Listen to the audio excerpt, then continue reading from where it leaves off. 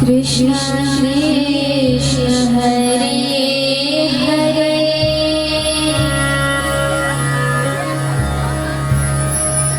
हरे राम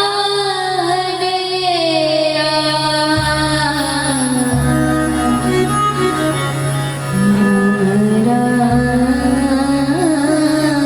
हरे हरे।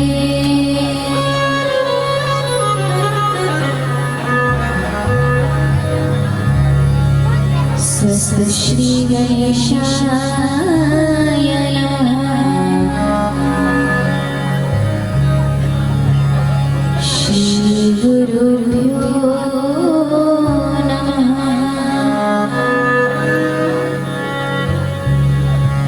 माता पिता चरण कमलेभ्यो नमः।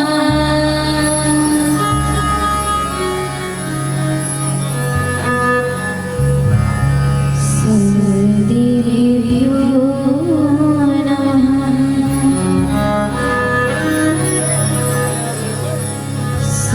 सर्वभक्तेभ्यो नमः।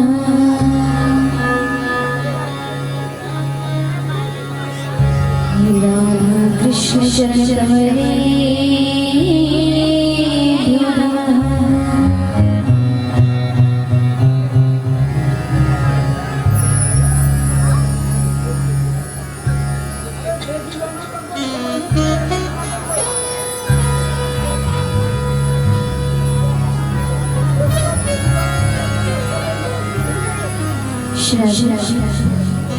आइए कुछ शब्द श्री राधा नाम का आश्रय लेते हुए हम अपने आप को उनके चरणों में समर्पित करते हैं।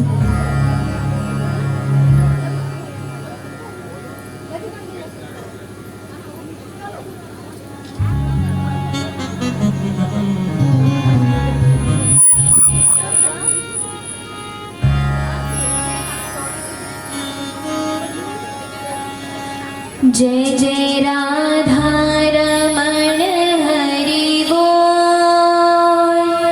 जय जय राधा रमण हरि बोल। जय जय राधा रमण हरि बोल।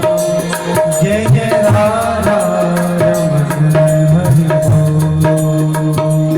जय जय राधा रमण हरि बोल। जय जय राधा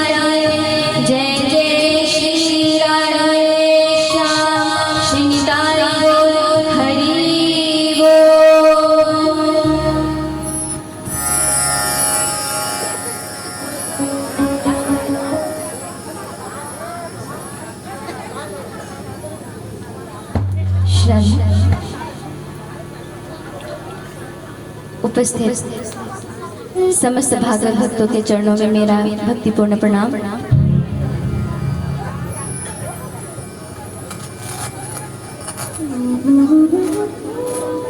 आज 3 दिवसीय कथा का प्रथम दिन है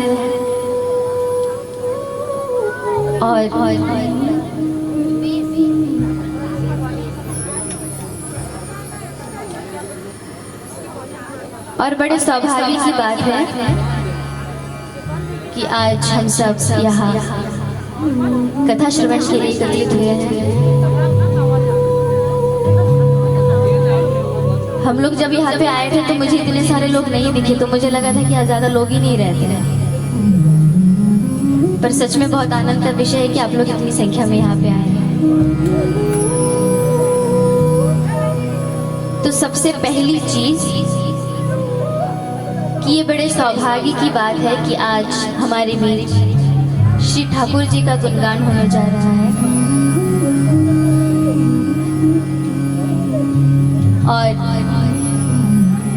जो वर्तमान समय चल रहा है, हम सब देखते हैं कि हर जगह बहुत मात्राओं में कथाएं हो रही है कि नहीं?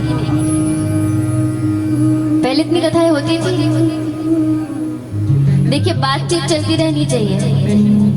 आपको पता है समय कितना हो रहा है? ये समय सबके सोने का है, और एक बार अगर ध्यान इधर उधर भटकता है ना तो निंद्रा देवी आती है। इसलिए यहाँ से जो प्रश्न पूछा जाएगा, जो मन में आए वो जवाब देना है। तो पहले इतनी कथाएं होती थी, हाँ या ना? पर अब हो रही है ना? शास्त्रों में महापुरुष कहते हैं कि श्री ठाकुर जी की कथा केवल वही सुन सकता है जिस पे उनकी असीम कृपा हो। इसका मतलब क्या है? कि जितने भी लोग यहाँ पे आए हैं, इन पे श्री किशोरी जी की असीम कृपा है। मतलब आप लोग कोई साधारण व्यक्ति नहीं है। अच्छा, विचार कीजिए कि इस इतने बड़े इलाके में बस इतने ही लोग रहते हैं? नहीं ना? तो कहते हैं कि कथा, ठाकुर जी की कथा केवल मात्र वही सुन सकता है जिसमें श्री जी की कृपा हो, और वो चुन चुन के लोगों को लाती है यहाँ पे। तो आप लोग वो चुने हुए हैं। तो आज से 3 दिन तक हमारे बीच श्री ठाकुर जी की चर्चा होगी, और आशा है कि हम सब ध्यान से सुनेंगे। और कथा से पूर्व एक बात मैं ये कहना चाहूंगी कि मेरा अनुरोध है, इन 3 दिन की कथाओं में जो भी बातें आपको व्यासपीठ से कही जाएगी, कोई एक बात जो आपको बहुत अच्छी लगे उसको अपने जीवन में धारण करना है। कोई भी एक चीज, बहुत सारी नहीं कह रहे हैं हम। स्वीकार है? कोई एक अवगुण यहाँ छोड़ के जाना है और कोई एक गुण यहाँ से लेके जाना है। ठीक?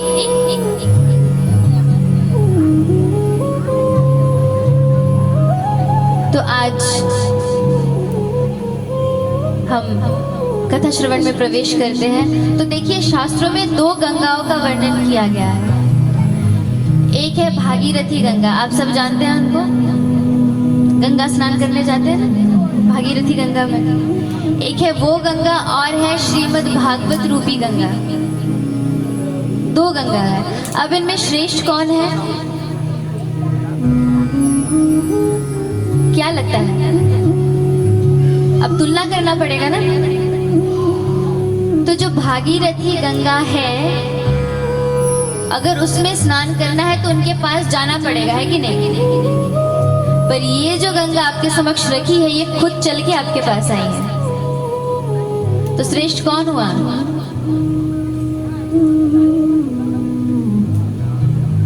भागीरथी गंगा या भागवत रूपी गंगा? अच्छा, एक और उदाहरण देते हैं हम। भागीरथी गंगा में यदि स्नान करना है तो थोड़ा संभल के जाना पड़ता है। क्यों? अगर गहरे पानी में चले गए, डूब गए, तब तो हो गया। पर ये गंगा ऐसी है कि जितनी गहराई में जाएंगे उतना ही आनंद मिलेगा। प्रेम से कहिए राधे राधे। तो जब तुलना की जाए तो श्रेष्ठ कौन है? श्रीमद् भागवत रूपी गंगा। अब एक है जो भागीरथी गंगा है, वो पाप मिटा देती है कि नहीं? पाप धोने के लिए जाते हैं। पर एक बार यदि कोई श्रीमद् भागवत रूपी गंगा में स्नान कर ले तो फिर वो पाप करने लायक बचता ही नहीं। इतनी अनुपम ये कथा है। जब भागवत जी को सुनाने का संकल्प श्री सुखदेव जी ने किया था, जो हमारे प्रमुख वक्ता है, तो जब उनकी कथा श्रवण कराने की बात देवताओं को पता चली तो वो लोग अमृत का कलश लेके आए थे। किस लिए? भागवत जी के साथ विनिमय करने के लिए कि आप कथामृत हमें दे दो, हम इस स्वर्ग का अमृत आपको दे देंगे। तो पता है सुखदेव जी क्या कहते हैं? क्व काचत्व मणिर महान, कि कांच का टुकड़ा दे के कभी मणि नहीं दिया जाता। कांच के टुकड़े और मणि का विनिमय कभी नहीं हो सकता। विनिमय किन चीजों का होता है? जिनका मूल्य समान हो। तो कहा कांच का टुकड़ा और कहा मणि। अब विचार कीजिए, अमृत को सुखदेव जी ने कांच का टुकड़ा कहा और श्रीमद् भागवत कथा अमृत को मणि कहा। तो इसी में अंदाजा लग जाता है ना कि किसका मूल्य ज्यादा है।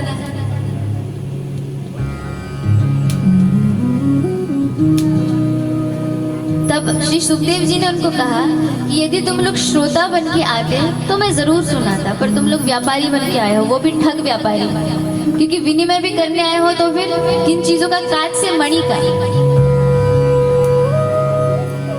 अब देखिए, अमृत कहा और कथामृत कहा। अमृत पान करने के लिए मरना पड़ेगा, ये सृष्टि छोड़नी पड़ेगी ना, पर हम सशरीर श्रीमद् भागवत रूपी कथामृत का पान कर सकते हैं। अमृत पान करने से पुण्य क्षीण होते हैं और श्रीमद् भागवत कथामृत पान करने से पुण्य बढ़ते हैं। श्रीमद् भागवत रूपी अमृत एक जीव को दिव्य जीवी बनाता है। कथामृत क्या करता है? दिव्य जीवी बनाता है। अर्थात एक बार यदि कोई कथा की गूढ़ वस्तु को समझ जाए तो वह कभी मृत्यु से नहीं डरेगा, उसका व्यक्तित्व ही चमत्कारिक होगा। और देखिए, स्वर्ग का अमृत बहुत कम मात्रा में है,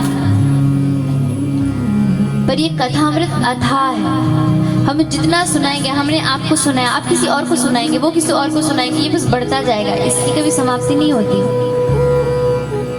अगर थोड़ा सा होता तो फिर सोच के देना पड़ता ना कि पात्रता के हिसाब से देंगे, पर कथामृत सबके लिए है। कोई भी चीज अगर कम मात्रा में तो बहुत सोच के देना पड़ता है ना।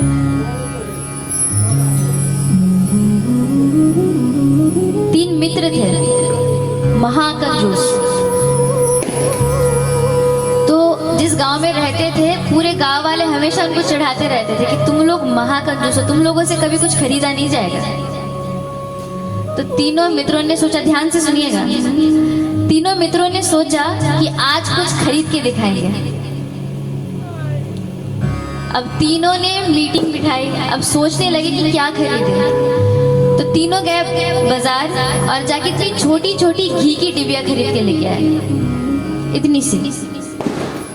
अब तीनों एक जगह जमा हुए और कहने लगे कि अभी सब अपने अपने घर जाएंगे, कुछ दिन बाद सब यहीं मिलेंगे, 1 महीने बाद सब यहीं मिलेंगे, और किसकी घी सबसे पहले खत्म होती है हम देखते हैं।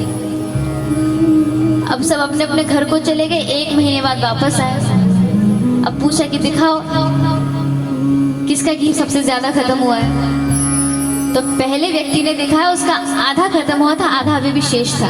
कहा मैंने बहुत कंजूसी से इसको इस्तेमाल किया है। दूसरे मित्र ने कहा, भाई साहब इतने ज्यादा खर्चीले हो गए हो तुम,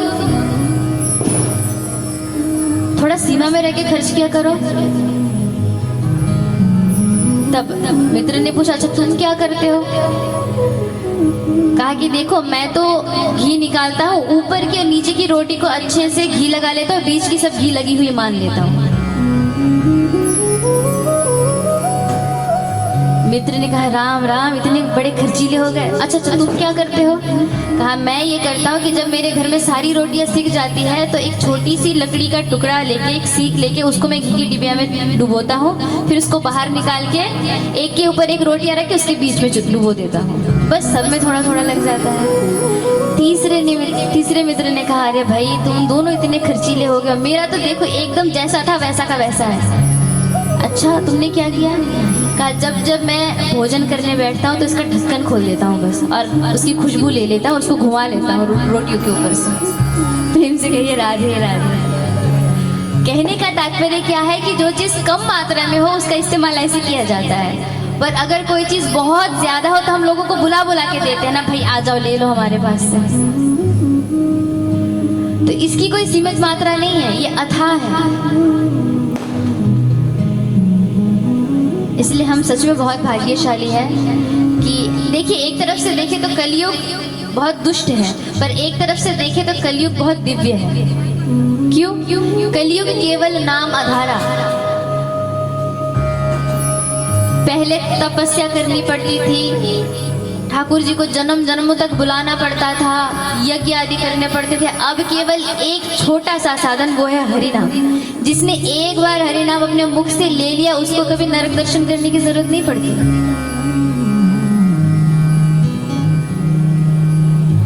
और अभी तो देखा जाए तो माहौल बहुत अच्छा हो गया है। पहले दिवाली के समय अलग अलग कार्यक्रम रखे जाते थे और अब हर गांव में कथा का श्रवण पान किया जाता है। ये बहुत बड़ी बात है।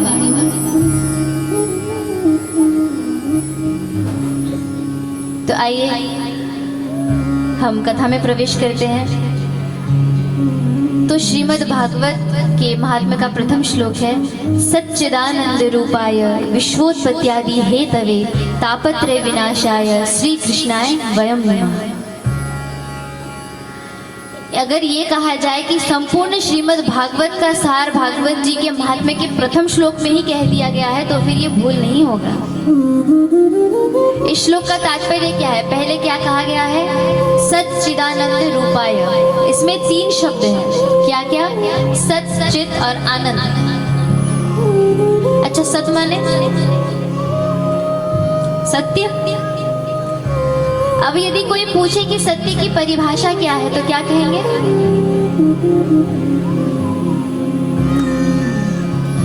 सत्य वो है जो कभी बदलता नहीं,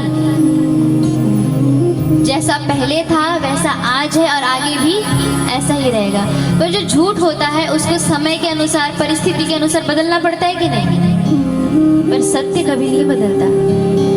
एक है सत्य और दूसरा है सत्य का आश्रय। आश्रय माने निर्भरता। हम किस चीज पे निर्भर करते हैं? इसको ऐसे समझ सकते हैं, जैसे आप सबके घर में छोटे छोटे बच्चे होंगे। अच्छा, किसी बच्चे के सामने यदि कुछ खिलौने रख दिए जाए और एक साइड में कुछ पैसे रख दिए जाए, वो बच्चा क्या उठाएगा? पैसा या खिलौना? हाँ, आवाज आनी चाहिए कान तक। वो बच्चा पैसा उठाएगा या खिलौना? छोटा सा बच्चा खिलौना, और हम क्या उठाएंगे? पैसे। अब यही परिस्थिति यदि कोई वृद्ध व्यक्ति हो जिसके जीवन में कुछ ही समय शेष है, उसके सामने ढेर सारे पैसे रख दिए जाए और उसको कहा जाए या तो तुम ये पैसे ले लो या फिर कुछ समय तुम्हें पूरी तरह से अपने परिवार के साथ दिया जाएगा, तो वो क्या चुनेगा? पैसा या परिवार? तो एक ही जीवन में 3 बार आश्रय बदला कि नहीं? बचपन में खिलौना अच्छा लगा, युवा अवस्था में पैसे अच्छे लगे और वृद्धावस्था में परिवार अच्छा लगा। 3 चीजों पे आश्रित हुए ना। तो क्या ये आश्रय सत्य था? क्योंकि यदि सत्य होता तो बदलता नहीं, और क्योंकि ये बदला है मतलब ये सत्य नहीं है। अच्छा, इन 3 अवस्थाओं में एक चीज नहीं बदली, और वो क्या है? हमारे घर में जब छोटे छोटे बच्चे होते हैं हम उनको सिखाते हैं ना कि घर में जब कोई मेहमान आए तो हाथ जोड़ के बोलना राधे राधे, राधे कृष्णा, प्रणाम, सिखाते हैं ना, और वो बोलते भी है। और जब बड़े हो जाते हैं तब किसी न किसी चीज के लिए भगवान को मनाते ही रहते हैं। भगवान परीक्षा में पास करा दो, भगवान घर में कह के गाड़ी दिलवा दो, भगवान किसी बड़े स्कूल में एडमिशन करा दो। करते हैं ना, भले लालच से ही हो। और बुढ़ापे में तो भगवान का नाम जपते ही रहते हैं। तो इन तीनों अवस्थाओं में एक चीज नहीं बदली, वो था श्री ठाकुर जी का नाम। तो सत्य क्या है? जिन पे हम बाहरी रूप से निर्भर थे या जो अंतर में विद्यमान था?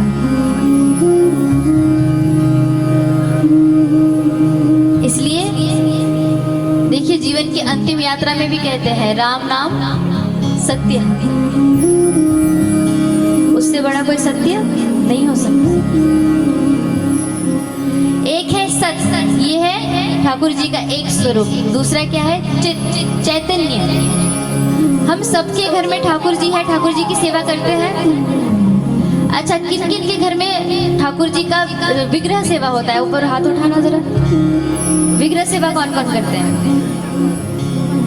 पटचित्रों की सेवा तो सभी करते हैं ना। अच्छा, एक बात बताइए, श्री ठाकुर जी है केवल यही भाव हमारे हृदय में अगर हो कि उनके अंदर प्राण है, वो हमारी बात सुन रहे हैं, उनको भूख लग रही है, तब ये समझ में आता है कि हम उनको चैतन्य मानते हैं। चैतन्य मतलब जिनमें चेतना हो। पर क्या वास्तविकता में हम उनको चैतन्य मानते हैं? अच्छा, घर में जब छोटा सा बालक होता है, यदि कहीं बाहर हम घूमने जाए तो क्या उसको छोड़ के जा सकते हैं? ठाकुर जी को कैसे छोड़ के चले जाते हैं? यदि उन्हें चैतन्य मानते हैं तो फिर कैसे चले जाते हैं उन्हें छोड़ के। कई कई घरों में श्री ठाकुर जी की, गोपाल जी की सेवा होती है। तो यदि गोपाल जी की सेवा हो रही है, मतलब ये भाव रखना पड़ेगा कि हमारे ठाकुर जी नन्हे से हैं, बोल नहीं सकते, कुछ मांग नहीं सकते, हमें समझना पड़ेगा। जैसे हमारे घर में जब कोई छोटा शिशु होता है, उसको कुछ बोलने की जरूरत नहीं पड़ती, माँ ऐसे ही समझ जाती है कि शायद इसको भी भूख लगी होगी। तो वो भाव रखना पड़ेगा। अभी बीच में कुछ वीडियोस भी वायरल हुए थे ना कि ठाकुर जी दूध पी रहे हैं चम्मच से, इसी डर से वो नहीं पीते। वो अपने भक्तों के समक्ष आना चाहते हैं, पर उनका भाव ऐसे बदलता है कि ठाकुर जी खुद डरते हैं। और सबसे ज्यादा पता है ठाकुर जी किस चीज से डरते हैं? ठाकुर जी ये सोचते हैं कि अगर किसी को ये आभास हो गया, जैसे कि जब वो वृंदावन में लीला करते थे, भगवान जी को एक डर था कि यदि ब्रजवासियों को ये आभास हो गया कि मैं भगवान हूँ, तो अलमारी में बंद करके 2 वक्त की अगरबत्तियां घुमा के बस बिठा देंगे। इसलिए कभी भी उनके सामने प्रदर्शन नहीं किया। और ब्रजवासी भी इतने भोले थे कि जितनी बार ठाकुर जी ने कहा कि मैं जय जय हूं, तब सभी ब्रजवासियों ने कहा आया बड़ा जय जय, मुंह धोना नहीं आता इनको। इसीलिए ठाकुर जी अपना स्वरूप किसी के सामने प्रकट नहीं करते, क्योंकि ठाकुर जी केवल भक्तों का शुद्ध भाव ग्रहण करते हैं। आप उनसे प्रेम करो, उनको चैतन्य मानो। हमारे ठाकुर जी को अनुभव होता है, कोई घर में अगर काम करो तो उनके निमित्त करो।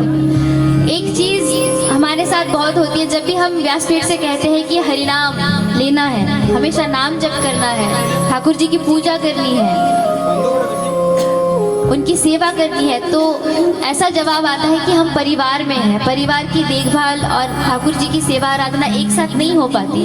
हम मानते हैं माताओं के लिए बहुत मुश्किल होता है परिवार की देखरेख करना और ठाकुर जी की सेवा करना, पर बहुत एक सरल उपाय है। इसको ध्यान से माताएं सुनना, घर में जो भी आप काम करो वो ठाकुर जी के निमित्त करो, वो भजन हो जाएगा। प्रेम से कहिए राधे राधे। घर में भोजन बना रहे हैं, ठाकुर जी के निमित्त बना रहे हैं। घर में पोछा लगा रहे हैं, ठाकुर जी के घर को पोछा लगा रहे हैं। जो भी काम करना है उसको ठाकुर जी को समर्पित कर देना है, वो भजन हो जाएगा। एक जगह बैठ के नाम जप करने की जरूरत नहीं है। और कोशिश करना है हर काम करते रहो और मुख में हरि नाम लेते रहो। एक समय बाद ऐसा अभ्यास हो जाएगा कि आप नहीं भी चाहोगे तो भी आपका मुख हरि नाम लेगा। ये बात आपको व्यासपीठ से बताई जा रही है।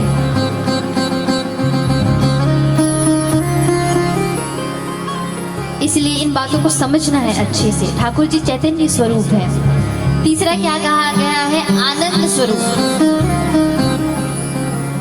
हमारा हाल क्या है? हमको रोने के लिए भी किसी और की जरूरत पड़ती है, खुश होने के लिए भी किसी और की जरूरत पड़ती है कि नहीं? कोई माता यदि खूब सज धज के आए और किसी ने, सबने तारीफ कर दी, कोई एक व्यक्ति यदि आके कहे आज आप अच्छे नहीं लग रहे, भले 10 लोगों ने तारीफ क्यों ना की हो, बस एक व्यक्ति आके कहे आज आप अच्छे नहीं लग रहे, वो तुरंत घर जाएंगे, दुखी होके जाएंगे। और किसी ने कह दिया कि आज आप बड़े अच्छे लग रहे हो, इतने खुश हो जाते हैं महाराज, हमको नहीं पता हम कैसे लग रहे हैं। दर्पण तो हमारे घर में भी है। हम क्या करते हैं? किसी के ऊपर निर्भर रहते हैं कि वो चाहे तो हमें खुश कर दे, वो चाहे तो हमें दुखी कर दे। ये नहीं करना है। किसी को इतना अधिकार नहीं देना है कि वो हमारे सुख दुख का कारण बन सके, केवल उनके अलावा। अश्रुधारा बहुत कीमती है, इसे सही पात्र पे बहाना चाहिए, सांसारिक लोगों पे नहीं।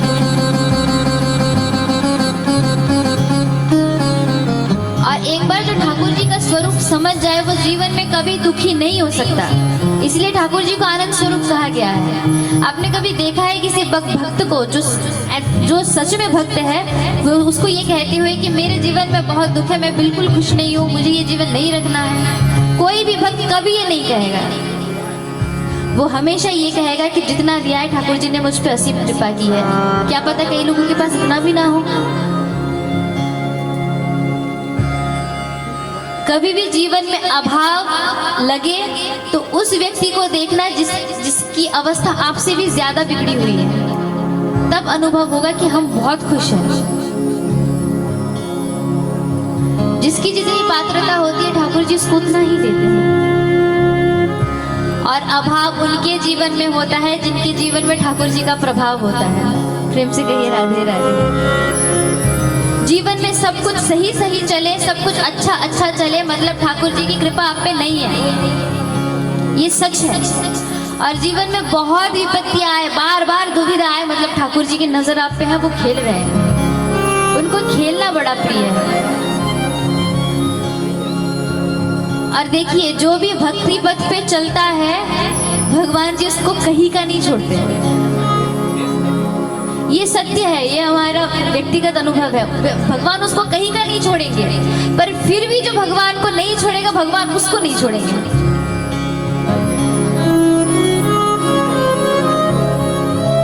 इसलिए इसको हम ऐसे समझ सकते हैं,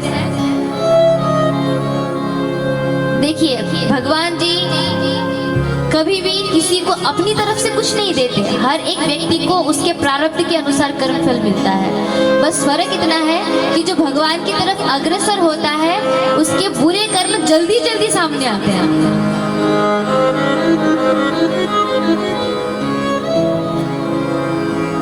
होता यह है कि हमने पहले भी बहुत जन्म ले रखे हैं, 84 लाख योनियों में एक जीव आत्मा को भटकना पड़ता है। तो किस जन्म में हमने कौन से कर्म किए हमें नहीं पता, पर जब कोई भक्ति पथ पे अग्रसर होता है तो उसके पिछले सभी जन्मों के पाप समक्ष आके खड़े हो जाते हैं। क्यों? क्योंकि भगवान चाहते हैं कि जल्दी जल्दी इन कर्मों को भोग ले, उसके बाद तो जल्दी जल्दी मेरे पास आ जाए। और जो भक्ति पथ पे नहीं चलते, जो पाप आचरण करते हैं, उनके समक्ष उनके पिछले सभी जन्मों के पुण्य आ जाते हैं। इसलिए ये सवाल हम करते हैं ना कि हमने तो कभी किसी का बुरा नहीं किया, तो हमारे साथ ऐसा क्यों होता है? हम तो ठाकुर जी की आराधना कर रहे हैं, फिर हमारे साथ ऐसा क्यों होता है? इसीलिए होता है। जो भक्ति पथ पे नहीं चलता, जो ठाकुर जी को अपना नहीं मानता, उसके पिछले सभी जन्मों के पुण्य सामने आ जाते हैं, और वो एक बार खत्म हो गए फिर उनको कोई नहीं बचा सकता। परंतु जो भगवान की तरफ एक कदम भी बढ़ाता है,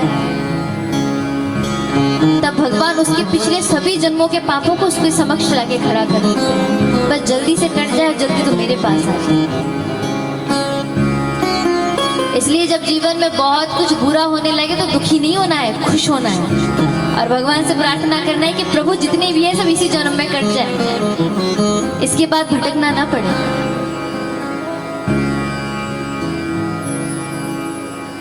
ऐसे हैं जन्मों के फेर। तो भगवान के 3 स्वरूप कौन कौन से हैं? सच्चित आनंद। अब भगवान का काम क्या है? विश्वोत्पत्त्यादि हेतवे, विश्व की उत्पत्ति, उसका परिचालन और फिर संहार करना। और क्या करते हैं ठाकुर जी? तापत्रय विनाशाय। 3 प्रकार के ताप होते हैं, दैहिक, दैविक, भौतिक। दैहिक ताप जिससे हम सब पीड़ित है, किसी के घुटने में दर्द, किसी के सिर में दर्द, किसी के पेट में दर्द, ये है दैहिक ताप। दैविक मतलब किसी के ग्रहों की दशा खराब चल रही होती है, कहते हैं ना राहु की दशा ठीक नहीं है, शनि का स्थान ठीक नहीं है, ये है दैविक ताप। भौतिक कौन से है? जैसे कि अभी प्राकृतिक आपदाएं बहुत चलती है, कहीं बाढ़ आना, कहीं भूस्खलन होना। तो प्रभु वो है जो इन तीनों प्रकारों के तापों का नाश करते हैं। और ऐसे श्री ठाकुर जी को श्री कृष्णाय वयम नमः हम सब मिलके प्रणाम करते हैं। तो प्रभु हमारे जो सुखदेव जी है वो हमारे भागवत जी के प्रमुख वक्ता है, और परीक्षित जी प्रमुख श्रोता। परंतु बाद में ये शनकादिक ऋषियों ने 88,000 ऋषियों को सुनाई। 88,000 ऋषियों ने मिलके सुत जी महाराज से ये प्रश्न किया। क्या प्रश्न किया कि हे प्रभु, अज्ञान ध्वांत विध्वंस कोटि सूर्य समप्रभ सुताख्याहि कथा सारम मम करने रसायन। क्या कहते हैं कि हे सुत जी महाराज, आपका जो ज्ञान है वो करोड़ों सूर्यों के समान है और हम अज्ञान के घोर अंधकार में डूबे हुए हैं। तो कृपया करके उस प्रकाश की एक किरण हमारे हृदय पटल पर भी डाल दीजिए। क्यों? क्योंकि आप पे आपके गुरु की असीम कृपा है और जिस पे गुरु कृपा होती है उसके लिए इस जगत में कोई भी काम असंभव नहीं है। चिंतामणि लोक सुखम सुरद्रोह स्वर्ग संपदम प्रयच्छति गुरु प्रीतो वैकुंठम योगी दुर्लभम। जो कल्प वृक्ष है उसके नीचे बैठ के किसी भी चीज की कल्पना करने से वो चीज समक्ष प्रकट हो जाती है। चिंतामणि को हाथ में लेके किसी भी चीज का चिंतन करने से वो प्रकट हो जाती है, परंतु न कल्प वृक्ष में ना ही चिंतामणि में इतना सामर्थ्य है कि हृदय में भक्ति जगाए।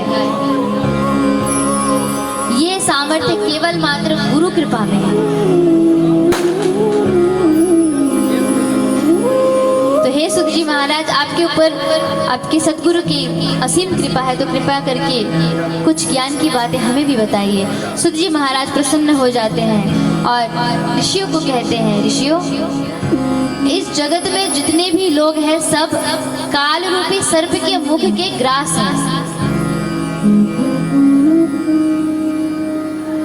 अच्छा बताइए, यहाँ पे ऐसा कौन व्यक्ति है जिसको ये नहीं पता कि उसको एक न एक दिन मरना है? पता सबको है ना,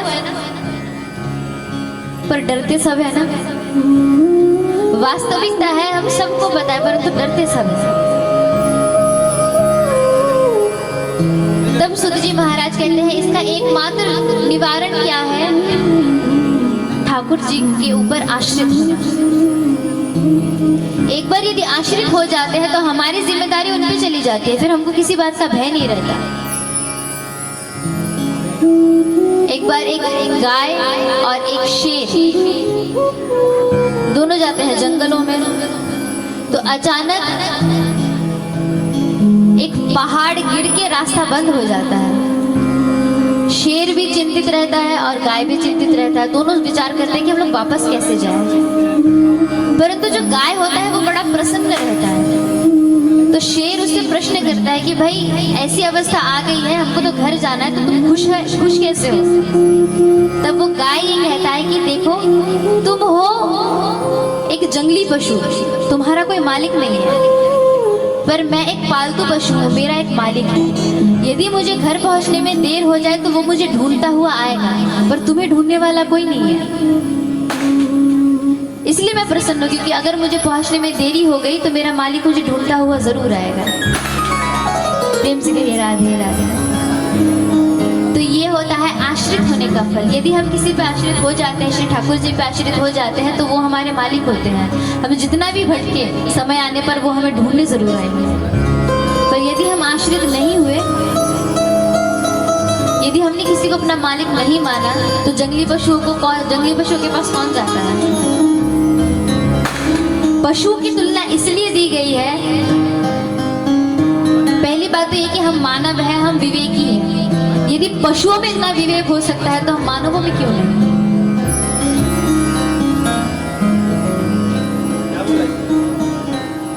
तब महाराज आगे ये प्रश्न पूछते हैं ऋषियां मिलके कि ये जो सप्ताह पारायण की विधि है भागवत जी की, वो कब से शुरू हुई? भागवत जी की कथा 7 दिनों की होती है।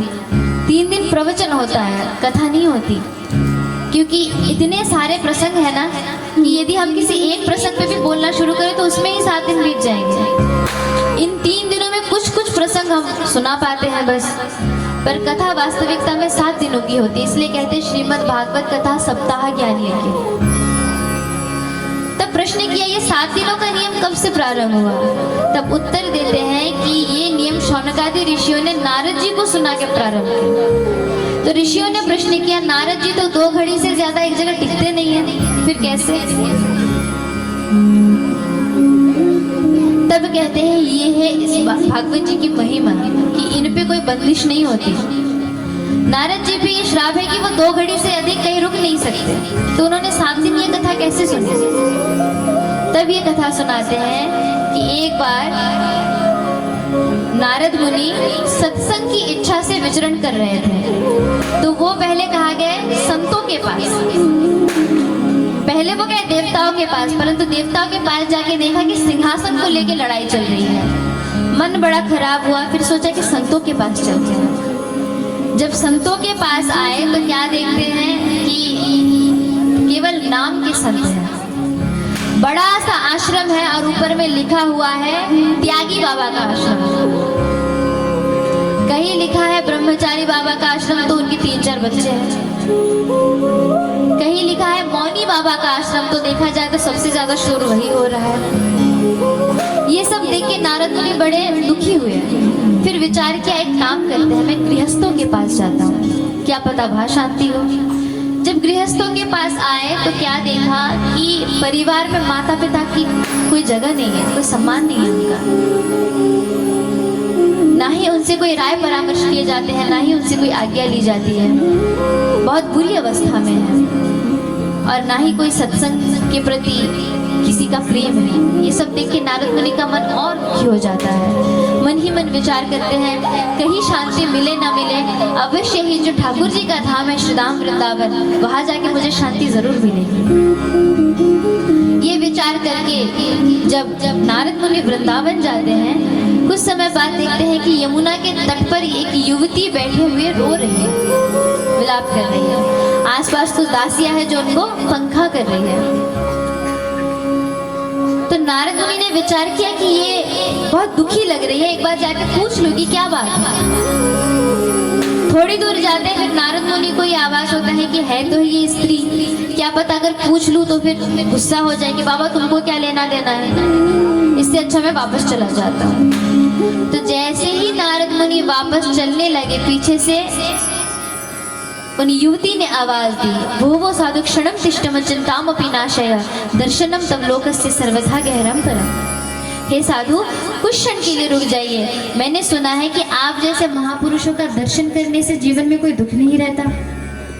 नारद मुनि पूछते हैं कासित्व, कौन हो तुम? तब वो अपना परिचय देती है, अहम भक्ति रीति ख्याता इमो में तनियो मतो ज्ञान वैराग्य नामानो काल योगे न जर्जरो। हे ऋषिवर, मेरा नाम भक्ति है और ये जो दोनों वृद्ध व्यक्ति आप देख रहे हैं, उन युवती की गोद में दो वृद्ध व्यक्ति अपना सर रख के लेटे हुए थे। तो भक्ति कहती है कि ये दोनों मेरे पुत्र हैं, ज्ञान और वैराग्य, जो वृद्धावस्था को प्राप्त हुए हैं। नारद मुनि विचार करते हैं कि माता युवती है तो उनके बालक वृद्ध क्यों है? प्रश्न करते हैं भक्ति से। तब भक्ति माता कहती है कि मैं बहुत स्थानों पे गई, कहा कहीं कहीं मेरा खूब सम्मान हुआ, पर कहीं कहीं मेरा खूब तिरस्कार हुआ। मैं दुखी होकर वृंदावन आई। मैंने सोचा यहाँ पे आने से शायद मुझे शांति मिलेगी। यहाँ पे आते ही वृंदावन की भूमि इतनी तेजस्वी है कि मैं नवयौवना हो गई, परंतु मेरे जो दोनों पुत्र हैं ये वृद्धि है, वृद्धावस्था को प्राप्त हो गया। अब इसमें एक बात सीखने की है, माता कौन है? भक्ति। और पुत्र कौन कौन है? ज्ञान और वैराग्य। भक्ति लगभग हर किसी के हृदय में है, परंतु ज्ञान और वैराग्य की कमी है। पर इतना याद रखना, बिना पुत्र के माता कभी सुखी नहीं होती। ठीक उसी तरह बिना ज्ञान और वैराग्य के भक्ति कभी पुष्ट नहीं होती। अभी मान लीजिए किसी के हृदय में खूब भक्ति है, खूब ज्ञान भी है, परंतु वैराग्य नहीं है। खूब निष्ठा से पूजा भी कर रहे हैं, पर कान खड़े हैं कि घर के अंदर बहू क्या कर रही है, किससे बात कर रही है, तो ये संपूर्ण भक्ति नहीं है। अब खूब भक्ति है, खूब वैराग्य, परंतु ज्ञान नहीं है, तो हम अपने आप को उनमें समर्पित ही कैसे करेंगे? अब ज्ञान भी है, वैराग्य भी है, पर भक्ति नहीं है, तो ठाकुर जी का स्वरूप कैसे समझेंगे? मतलब तीनों का समावेश होना अति आवश्यक है। नारद मुनि से जब भक्ति माता रो रो के कहती है कि मेरे दोनों पुत्र वृद्धावस्था को प्राप्त हुए हैं, आप कृपा कीजिए। नारद मुनि कहते हैं देवी आप चिंता मत करो, तब नारद मुनि ने क्या किया, वेदों का पाठ करना शुरू किया बड़ी जोर जोर से। कुछ क्षण के लिए चेतना आती, फिर पुनः मूर्छित हो जाते। सभी वेदों का पाठ सुना दिया, सभी उपनिषदों का पाठ सुना दिया, परंतु कोई प्रभाव ज्ञान और वैराग्य पे पड़ा नहीं। यही विचार करते करते नारद मुनि बद्रीनाथ गए। और बद्रीनाथ क्यों गए? क्योंकि नारद जी का उद्यम देख के आकाशवाणी हुई कि हे नारद मुनि, यदि इनको वापस से आपको चेतना में लाना है तो फिर सत्कर्म करो। और वो सत्कर्म क्या है ये तुमको कोई मुनि, ऋषि मुनि बताएगा, कोई संत बताएगा। और उसी संत की तलाश में नारद मुनि भटकते भटकते गए बद्रीनाथ और वहां जाके उनकी भेंट हुई सनकादिक ऋषियों से, जो 4 ऋषि है, सनक, सनंदन, सनातन, सनत कुमार। इनको एक साथ सनकादिक ऋषि कहते हैं। जब इनसे भेंट हुई तब दूर से नारद मुनि को आते देख सनकादिक ऋषि बड़े प्रसन्न हुए। क्यों? सोचा कि आज नारद मुनि से भेंट हो रही है, मतलब आज थोड़ी सत्संग हो जाएगी, ठाकुर जी की कथा हम सुन लेंगे। पर जैसे ही नारद मुनि पास आए तो देखते हैं कि नारद मुनि उदास है। सनकादिक ऋषियों ने प्रश्न किया, क्या कि हे नारद जी, आप तो हमेशा प्रसन्न चित्त रहते हैं, आपको देख के ऐसा लग रहा है कि मानो किसी महान कंजूस का सारा धन चला गया हो, पर आपके पास तो कुछ है नहीं, तो आप दुखी क्यों है? तब नारद मुनि संपूर्ण वृत्तांत बताते हैं कि ज्ञान वैराग्य मूर्छित है, वृद्धावस्था को प्राप्त हुए हैं, उनकी चेतना वापस लानी है। तब सनकादिक ऋषि कहते हैं बस इतनी सी बात, पहले बोल देते। एक काम करो, श्रीमद् भागवत कथा का सप्ताह पारायण करो। नारद मुनि कहने लगे, अच्छा भागवत तो वेद का ही फल है ना, तो फिर मैंने तो वेद ही सुना दिए, तो भागवत से क्या होगा, क्योंकि भागवत जी तो वेदों का ही निष्कर्ष है। तब सनकादिक ऋषियों ने हंस के कहा कि नारद मुनि एक बात बताओ, आम बड़ा मीठा लगता है ना? अब यदि कोई ये तर्क दे कि आम इतना मीठा है तो इसका पेड़ कितना मीठा होगा, और ये तर्क दे कि यदि वो पेड़ चबाने लगे तो क्या उसको मिलेगा? स्वाद किसमें है? उस फल में ना। तो फिर कहते हैं कि वेद रूपी वृक्ष का पका हुआ फल है श्रीमद् भागवत, इसमें बड़ा रस है। तब नारद मुनि कहते हैं कि ये बात सत्य है कि जब तक संतों का समागम ना हो तब तक कोई चीज हम समझ। तब सनकादिक ऋषियों को नारद मुनि मना लेते हैं और कथा का आयोजन किया जाता है। जब कथा का आयोजन किया गया, सभी ऋषि आए। भृगु ऋषि ने घूम घूम के सबको निमंत्रण दिया। और ये क्यों किया? देखिए, ऐसा नहीं है कि ऋषियों को कोई पुण्य नहीं मिलता है। जितने भी ऋषि मुनि हैं, ये जो कथा सुनाते हैं या फिर आयोजन करते हैं, उनको बहुत पुण्य मिलता है। अच्छा, जब कंपनी में हम कोई खाता खोलते हैं तो कोई ना कोई एजेंट आता है ना हमारे पास। वो एजेंट आके हमको अच्छे से समझाता है कि देखो ऐसी ऐसी व्यवस्था है। तो वो एजेंट फ्री में काम नहीं करता, उसको भी कमीशन मिलता है ना। तो बिल्कुल उसी तरह भगवान जी की कंपनी के एजेंट है ये संत, जो आके भगवान जी की कंपनी में हमारे नाम का खाता खोलते हैं कि प्रभु इस नाम का भी कोई व्यक्ति है, इसका भी उद्धार करना है। प्रेम से कहिए राधे राधे। तो ठीक उसी तरह भृगु ऋषि सबको बुला बुला के ला रहे हैं। भृगु जी कौन है? भगवान के एजेंट। और कैसे पता चलेगा कि किसी का खाता खुल गया है? गले में कंठी माला, माथे पे तिलक, मतलब इसका नाम रजिस्टर्ड हो गया है उनके कंपनी में। ये है चिन्ह। अब भृगु ऋषि भी सबको बुला बुला के ला रहे हैं। फिर अच्छी सी व्यवस्था की गई, सब बैठ गए, कथा आरंभ हुई। जैसे ही 1 2 3 4 5 6 सप्तम दिवस की कथा विश्राम हुई, उसी सभा में भक्ति महारानी अपने दोनों पुत्रों को लेके प्रकट हुई और नृत्य करने लगी। भक्ति सुतो तो तरुणो गृहीत्वा प्रेमे के रूपा सहसा विरासी। क्या हुआ? भक्ति अपने दोनों पुत्रों को लेके उस सभा के बीच में प्रकट हुई और नृत्य करने लगी। ध्रुव जी मंजीरा बजाने लगे, सब दोनों हाथ ऊपर उठा के नाचने लगे, कीर्तन करने लगे। इसके बाद जब सबको आसन दिया गया तो भक्ति महारानी दोनों हाथ जोड़ के कहती है संतों से कि प्रभु मेरे लिए कौन सा स्थान है। तब सभी संत मिलके कहते हैं कि देवी आपका स्थान समस्त भक्तों के हृदय में होगा। जितने भी भक्त होंगे भक्ति महारानी सबके हृदय में वास करेगी,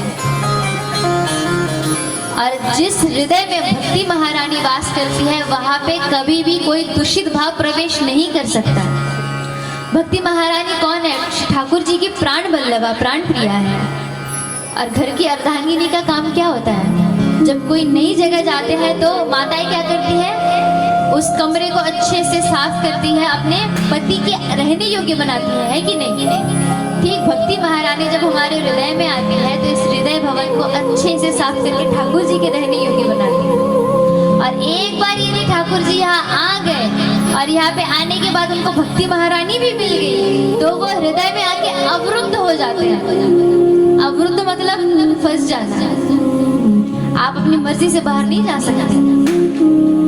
जैसे आप लोग इस कथा पंडाल में आए हैं, जब मन चाहे तब जा सकते हैं, है ना? और अवरुद्ध क्या है? मान लीजिए कोई जेल में है, वो चाहे भी तो बाहर नहीं जा सकता जब तक जेलर का आदेश ना हो। ठीक उसी तरह यहाँ पे आके ठाकुर जी अवरुद्ध हो जाते हैं, वापस नहीं जा सकते। यह है भक्ति महारानी की महिमा। नारद मुनि प्रश्न करते हैं कि भागवत जी से क्या केवल भक्ति का ही उद्धार हुआ? क्या कभी किसी पापी का उद्धार नहीं हो सकता? बोले क्यों नहीं हो सकता? ऐसा व्यक्ति जिसने अपने जीवन में पाप के अलावा कोई दूसरा काम किया ही ना हो, उसका भी उद्धार हो सकता है।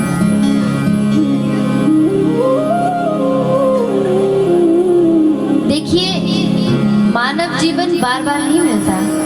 84 लाख योनियों के बाद एक अच्छी और भगवान को समर्पित करने योग्य योनि हमें मिलती है, वो है मानव शरीर, मानव योनि। और इस जन्म में आगे भी यदि हम उनकी महिमा को ना समझ पाए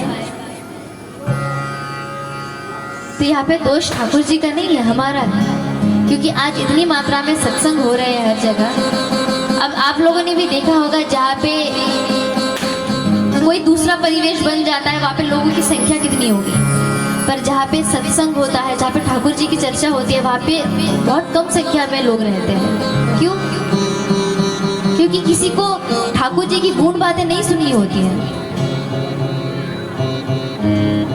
हम जब भागवत जी को लेके चलते हैं तो हम ठाकुर जी की बहुत सी लीलाएं उन्हीं विशेष जगहों में कहते हैं जहाँ पे हमें वैसे श्रोता दिखते हैं। और ठाकुर जी की कृपा से हम आज तक जहाँ भी गए हैं वहाँ पे हमें बहुत अच्छे श्रोता मिले हैं जो कथा श्रवण पान करना चाहते हैं।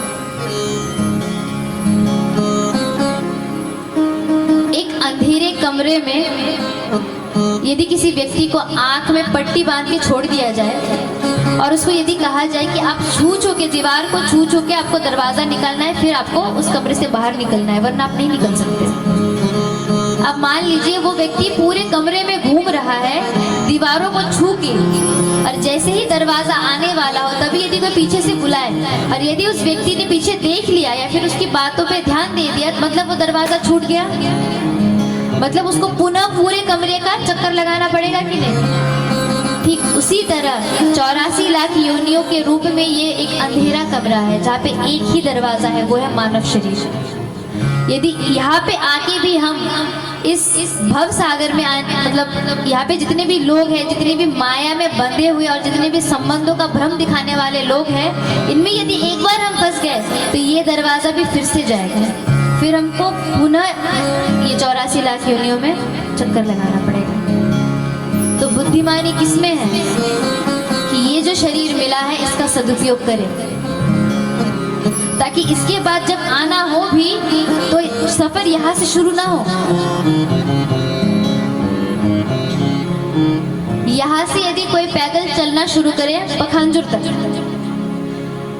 मान लीजिए एक व्यक्ति निकला सुबह, एक व्यक्ति दोपहर को और एक व्यक्ति शाम को, पहले कौन पहुंचेगा? सुबह वाला, दोपहर वाला या शाम वाला? सुबह वाला ना। क्यों? क्योंकि वो पहले निकला था। जो मध्य में निकला वो थोड़ी दूर जाके रुक जाएगा, और जो शाम को निकला उसको तो 10 कदम चलते चलते ही रात्रि हो जाएगी। ठीक। अब मान लीजिए जो सुबह निकला है वो पखांजूर तक नहीं पहुंच पाया, बीच में कहीं पे आके रुक गया, पर दूसरे दिन उसका सफर वहीं से चालू होगा ना, उसको वापस तो नहीं आना पड़ेगा। पर जिसने सफर शुरू किया ही नहीं उसका, ठीक उसी तरह जिसने भी ठाकुर जी के पथ पे चलना आरंभ किया है, इस जन्म में आप जितनी दूर जाएंगे अगले जन्म में वहां से आपको शुरुआत करनी पड़ेगी। पर यदि सफर में चलना शुरू ही नहीं करेंगे तो फिर हमें पथ कहाँ से मिलेगा। और ठाकुर जी स्वयं कहते हैं जो हम मेरी तरफ एक कदम भी बढ़ाता है मैं दोनों बाहें फैला के उसकी तरफ 10 कदम बढ़ाता हूँ। ये प्रमाण है। आज देखिए कितने लोग तो तर्क भी देंगे, अच्छा ठाकुर जी को आपने देखा है जो प्रमाण मांग रहे हैं, कहते हैं ना बहुत सारे लोग हमारे सामने भी ऐसे बहुत सारे लोग आए हैं जो व्यासपीठ से उतरने के बाद प्रश्न करते हैं, देवी जी आपने ठाकुर जी को देखा है? अगर नहीं देखा तो आप उनको सत्य कैसे मान रहे हो? यदि कोई ये प्रश्न आपसे पूछना तो एक प्यारा सा सीधा सा जवाब है, क्या? अच्छा जो व्यक्ति दुनिया में है ही नहीं कभी उसके लिए रोना आएगा? तो जिसका नाम लेने के बाद आंखों में अश्रु आए तो मेरे आंसू उसका सबसे बड़ा प्रमाण है कि वो है। प्रेम से कहिए राधे राधे। और ठाकुर जी है और प्रत्येक कण में है। ठाकुर जी दर्शन से कम, दर्शन का ज्यादा विषय नहीं है, ठाकुर जी अनुभव का विषय है। एक बार हृदय से चाहिए तो सही कि ठाकुर जी मुझे अपना अनुभव कराए। ये बात मैं आपको व्यासपीठ से यहाँ पे बैठ के कह रही हूँ, यहाँ से कोई भी बात बिना प्रमाण के नहीं कही जाती है। यहाँ पे बैठ के मैं कह रही हूँ, आप बस कुछ दिन अपने हर नित्य क्रम में ठाकुर जी को समाहित कीजिए। यदि आपको अनुभव ना हुआ तो आप मेरे घर में जाइएगा और जाके कहिएगा कि देवी जी आज के बाद आप कथा मत करिए। इतना बल है मेरे हृदय में कि मैं कह सकती हूँ। आप बस कुछ दिन अपने हर काम में ठाकुर जी का नाम समाहित कीजिए, आपको वो अवश्य अनुभव कराएंगे।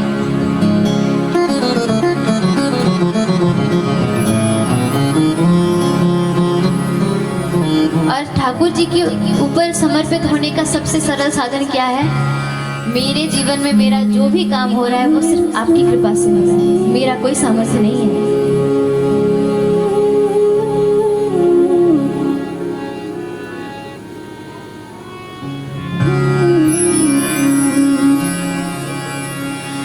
मेरा आपकी कृपा से सब काम हो रहा है। मेरा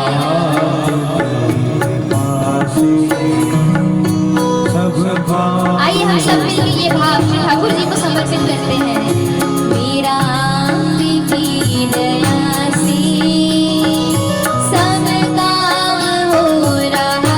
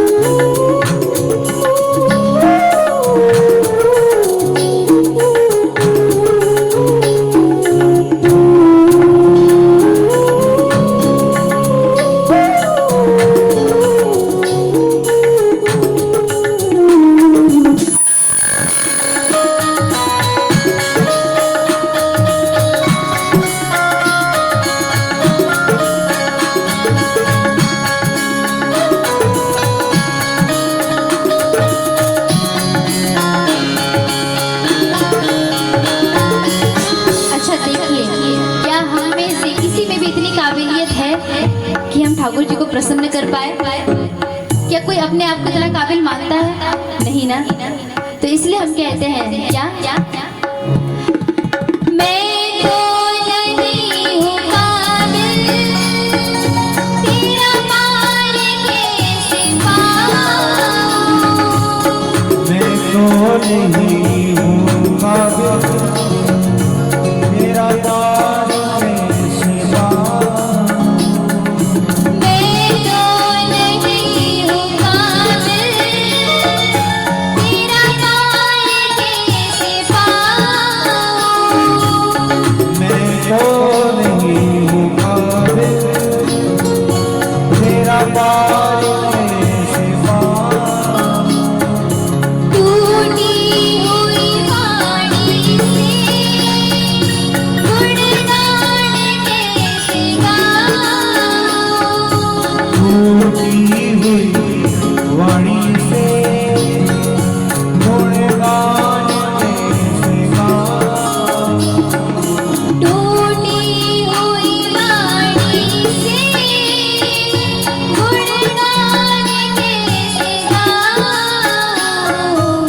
तेरी प्रेरणा से ही अब ये कमाल हो रहा है।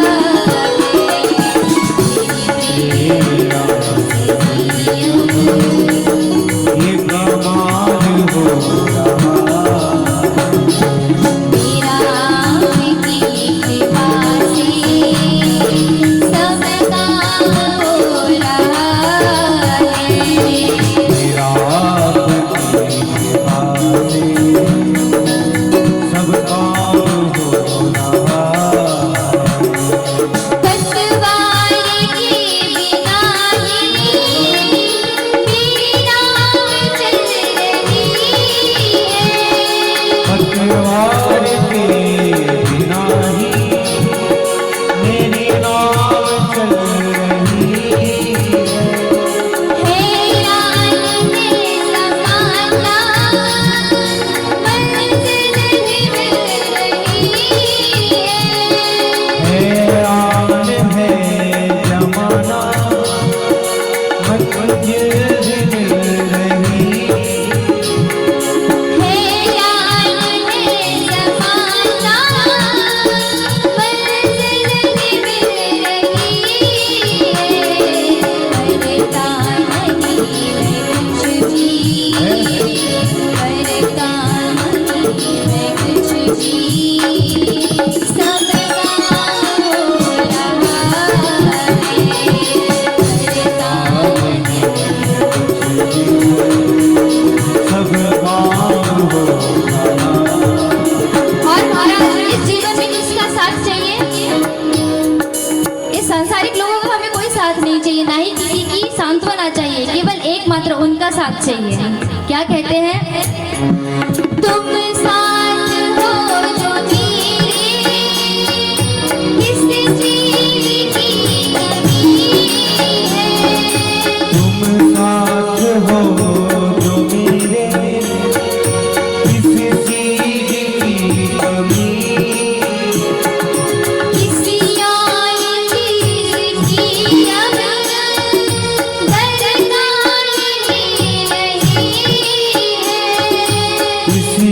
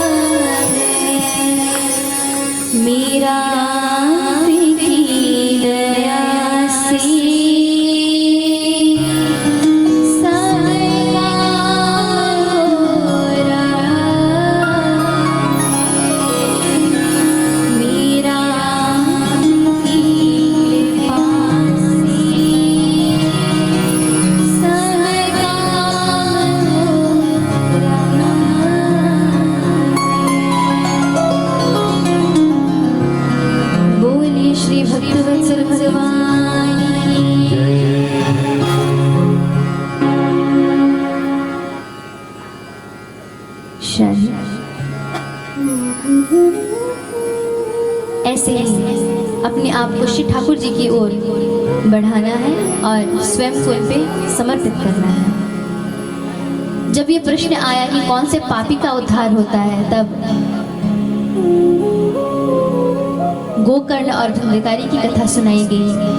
हम संक्षेप में सुनेंगे। तुंगभद्रा नदी के तट पे एक आत्मदेव नाम का ब्राह्मण रहता था, जिनकी अर्धांगिनी का नाम धुंधुली देवी। उनके घर में किसी भी चीज की कोई कमी नहीं थी, केवल कमी थी तो एक संतान की। संतान की कमी से घर में एक गाय लेके आए, परंतु वो भी कभी संतान प्राप्ति नहीं कर पाई। आंगन में एक वृक्ष लगाया, पर उसमें भी कभी फल नहीं आए। आत्मदेव स्वयं को बहुत दुर्भाग्यशील मान के वन को चले गए। जाके वृक्ष के नीचे बैठ के रोने लगे। उसी समय एक संत सामने से जा रहे थे। रोते हुए आत्मदेव जी को देख के ये विचार किया, शायद ठाकुर जी के लिए रो रहे होंगे। जाके प्रश्न किया, हे संत, आप रो क्यों रहे हैं? तुरंत ही आत्मदेव जी उन संत के चरणों में गिर पड़े। कहा, महाराज, जीवन में किसी चीज की कमी नहीं है, केवल एक संतान चाहिए। तब संत ने कहा, ये तो अच्छी बात है, क्योंकि जीवन में यदि सबसे बड़ी कोई बाधा है सत्संग में, तो वो है संतान। क्योंकि उनके मोह में यदि एक बार माता पिता पड़ जाते तो उनको कभी छोड़ नहीं पाते, ना ही अपने जीवन की सदगति कर पाते हैं। तो ये तो तुम्हारे लिए अच्छी बात है। आत्मदेव कहते हैं कि ज्ञान नहीं चाहिए मुझे संतान चाहिए, और यदि आप दे सकते हैं तो बताइए। तब उन संत ने आत्मदेव जी के मस्तिष्क की रेखाएं देखी। कहा कि हे संत, इस जन्म में तो छोड़िए, अगले 7 जन्मों तक आपके रेखाओं में कोई संतान का योग नहीं है। जैसे ही सुना तो आत्मदेव और जोर जोर से रोने लगे। कहा, मैं अभी प्राण त्याग करूंगा और ब्रह्म हत्या का पाप आपको लगेगा। तब संत ने विवश होकर उन्होंने अपने तपोबल से एक फल आत्मदेव को दिया और कहा, इसे अपने अर्धांगिनी को खिला दो, पुत्र और तेजस्वी पुत्र की प्राप्ति होगी। धुंधकारी के जन्म की ये कथा है। जब आत्मदेव वो फल लेके अपनी अर्धांगिनी को देते हैं, धुंधुली को, कहते हैं कि देवी, इसे आप ग्रहण कर लीजिए, हम पुत्र संतान प्राप्त कर सकते हैं। धुंधुली हंसने लगी एकांत में जाके कि बताओ मेरे स्वामी कितने पागल है, भला संतान प्राप्ति में इस फल का क्या योगदान है। तब अपनी एक सहेली को बुलाया और उससे ये बातें करने लगी। तो उनकी सखी ने कहा कि हो भी सकता है, क्योंकि संत का तेज है। अब धुंधुली एक के बाद एक कुतर्क देने लगी कि मैंने सुना है सुखदेव जी 16 वर्षों तक गर्भ में थे, यदि मेरा वाला 1 वर्ष भी रुक गया तो मैं क्या करूंगी? अच्छा, मैं तो भाग भी नहीं पाऊंगी। उनकी सखी कहती है, अरे तुझे भाग के जाना कहाँ है? कहा, यदि घर में आग लग गई तो? ऐसे ऐसे कुतर्क दे रही है महाराज। कहती है कि मैं झगड़ नहीं पाऊंगी। अच्छा, झगड़ा किससे करना है? बोले आसपास के पड़ोसी है ना। मतलब उनका ऐसा स्वभाव है कि सुबह उठने के बाद यदि 2 घर में झगड़ा ना कराए तो उनको शांति नहीं मिलती। आत्मदेव जी जैसे है, बिल्कुल उनका विपरीत स्वभाव है धुंधुली का। तो धुंधुली ने कुतर्क करके वो फल खाया ही नहीं। अपनी जो बहन थी, जो 3 महीने की गर्भवती थी, उसी से संतान का विनिमय कर लिया, संतान के बदले धन दे दिया, और वो जो फल था वो गाय की टोकरी में डाल दिया। गाय ने उसको ग्रहण कर लिया। कुछ समय के बाद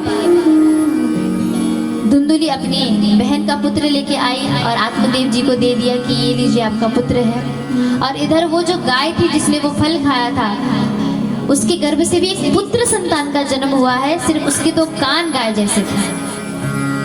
अब जब नामकरण का समय आया तो धुंधुली कहती है कि मेरे पुत्र का नाम मैं रखूंगी, मेरा नाम धुंधुली, तो मेरे पुत्र का नाम है धुंधकारी। और आत्मदेव जी ने उस गाय के बच्चे का नाम रखा गोकर्ण, मतलब जिसके दोनों कान गाय जैसे हैं। और हुआ क्या, धीरे धीरे दोनों बड़े होते गए। गोकर्ण पंडितों ज्ञानी, धुंधकारी थी महाखला। गोकर्ण पंडित के समान ज्ञानी हुआ और धुंधकारी बड़ा दुष्ट हुआ। दूसरों के घर में चोरी करता, छोटे छोटे बच्चों को पकड़ के कुएं में फेंक देता। आत्मदेव जी के पास बड़ी शिकायतें आती। एक दिन बड़ा दुखी हो गए और दुखी होकर रोने लगे कि हे प्रभु, ऐसा पुत्र क्यों दिया? यही गति हमारी है। जब प्रभु कुछ नहीं देते तो हम उसके लिए रोते हैं, प्रभु क्यों नहीं दिया, और जब दे देते हैं तो उसके लिए रोते हैं, प्रभु क्यों दिया। इसलिए उन पे विश्वास रखना है, वो जो भी देते हैं हमारे हित के लिए देते हैं। यदि हम जबरदस्ती मांगे उसमें हमारा हित नहीं होता। अब आत्मदेव जी जब रोने लगे तब गोकर्ण जी ने आके समझाया कि पिताश्री अब आप संसार में मत ना बंधे रहे, आप यहाँ से चले जाइए, आप ध्यान कीजिए, ठाकुर जी को प्राप्त कीजिए। आत्मदेव जी वहां से चले गए, गोकर्ण जी भी शिक्षा प्राप्त करने को चले गए। घर में है धुंधली और धुंधकारी, और धुंधकारी ऐसा ही दुराचार करता रहा, धीरे धीरे लूटता, डकैती डालता, माता से पैसे मांगता। एक दिन माता को कहा कि अब दो धन। माता ने कहा पुत्र अब कुछ भी शेष नहीं है। धुंधकारी ने कहा यदि तुम मुझे धन नहीं दोगी तो मैं तुम्हें मारूंगा। जैसे ही ये सुना तो धुंधली बहुत दुखी हुई। दुखी होकर जैसे ही घर के अंदर से निकल के भागी तो अंधेरे में देखा नहीं, कुएं में गिर गई, उसकी मृत्यु हो गई। अब बचा धुंधकारी। धुंधकारी 3 गणिकाओं को अपने घर ले आया, उनके लिए डकैती करता। एक दिन गणिकाओं ने मिलकर विचार किया कि यदि ये ऐसी ही डकैती करता रहा तो किसी दिन हम भी पकड़े जाएंगे, तो क्या किया जाए। तब तीनों गणिकाओं ने विचार किया कि इसको मार दिया जाए। तीनों ने मिलकर क्या किया, चूल्हे से निकलते हुए दहकते अंगारे धुंधकारी के मुख में डाल दिए, परंतु उसकी मृत्यु नहीं हुई। क्यों, पापात्मा था ना। फिर से डाल दिया, फिर तड़प तड़प के धुंधकारी की मृत्यु हो जाती है। यहाँ उसकी मृत्यु हुई, वहां ये खबर पहुंची गोकर्ण जी के पास। जब उनके पास ये खबर पहुंची तो उन्होंने नियम से श्राद्ध आदि किया, पिंडदान किया। कुछ दिन बाद जब घर वापस आए गोकर्ण तो देखा कि प्रेत के रूप में धुंधकारी घूम रहे हैं। तो धुंधकारी के उद्धार के लिए उन्होंने कथा का सप्ताह पारायण किया और धुंधकारी का उद्धार हुआ श्रीमद् भागवत के माध्यम से।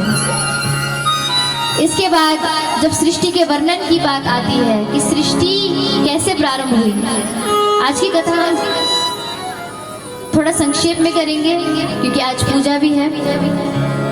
इसके बाद आई सृष्टि के वर्णन की बात। तो कहते हैं कि भगवान के नाभि से कमल निकला जिसके ऊपर ब्रह्मा का प्राकट्य हुआ। ब्रह्मा ने चारों तरफ देखा तो वो चतुर्मुख हो गए। उन्हें समझ नहीं आया कि मेरी उत्पत्ति कहाँ से है। तब उन्होंने 2 शब्द सुने, त और प, अर्थात तप करो। ब्रह्मा जी ने तपस्या की, तब ठाकुर जी ने उनको दर्शन दिया और चतुश्लोकी भागवत का ज्ञान दिया। अहमेवासमेवाग्रे नान्यदेत सत्परम पश्चादहं यदेतच्च योः विशेषः सुहस्म्यहम् तृतीयार्थ्या प्रत्येन प्रत्येच आत्मनो मायां यथा आभासो यथा तमः यथा महान्ति भूतानि भूतेषु चावचैश्वर्यं प्रविष्टानि तथा तेषु न तेष्वहम् एतावदेव जिज्ञासु तत्त्व जिज्ञासु न आत्मनः अनव्यतिवेराव्यं यत् स्यात् सर्वस्य सर्वदा। प्रभु कहते हैं पहले भी मैं था, आज भी मैं हूँ, आगे भी मैं रहूंगा। मेरे अलावा ना कुछ पहले था ना ही कभी होगा। मैं हर जगह होते हुए भी दिखाई नहीं देता, मैं हर कण कण में व्याप्त हूँ। इसी चतुश्लोकी भागवत को ये 18,000 श्लोकों के ग्रंथ के रूप में हमारे सामने प्रस्तुत किया गया है। इसके बाद जब सृष्टि की बात आती है तो ब्रह्मा जी को आदेश दिया गया कि आप सृष्टि करो। तब ब्रह्मा जी ने सबसे पहले अपने संकल्प से 4 ऋषियों को प्रकट किया, सनक, सनंदन, सनातन, सनत कुमार। इनको कहा तुम सृष्टि करो, इन्होंने मना कर दिया। बड़ा क्रोध आया, क्रोध में भ्रिकुटी टेढ़ी की तो भ्रिकुटियों के मध्य में से रुद्र भगवान प्रकट हुए, कहा तुम सृष्टि करो, उन्होंने भी मना कर दिया। इसके बाद उन्होंने अपने संकल्प से 10 मानस पुत्रों को जन्म दिया। मरीचि अत्रि अंगिरा पुलह कृतु वशिष्ठ दक्ष नारद। अब जब इनको प्रकट किया, इनको कहा कि सृष्टि करो, सबने मना कर दिया। इसके बाद ब्रह्मा जी ने मैथुन सृष्टि के लिए अपने शरीर के दाएं भाग से मनु महाराज का और बाएं भाग से शत्रुपा को प्रकट किया और आदेश दिया कि तुम अब सृष्टि प्रारंभ करो। तब उनके संयोग से 3 पुत्री संतान और 2 पुत्र संतान का प्राकट्य होता है। 3 पुत्री है आकुति, देवहूति, प्रसूति और 2 पुत्र है प्रियव्रत और उत्तानपान। आकुति का विवाह रुचि प्रजापति के साथ होता है जहाँ यज्ञनारायण भगवान का प्राकट्य हुआ। देवहूति का विवाह कर्दम ऋषि के साथ होता है जहाँ पे 9 कन्याओं का जन्म हुआ जिनका विवाह ब्रह्मा के 9 पुत्रों के साथ हो गया। और तीसरी कन्या नाम है प्रसूति जिनका विवाह हुआ दक्ष प्रजापति के साथ जहाँ 16 कन्याओं का जन्म हुआ। सबसे छोटी कन्या का नाम है सती जिनका विवाह हुआ महादेव जी के साथ। जब उनके साथ विवाह होता है तो ये दक्ष प्रजापति की मर्जी से नहीं होता। एक दिन जब दक्ष प्रजापति ने अपने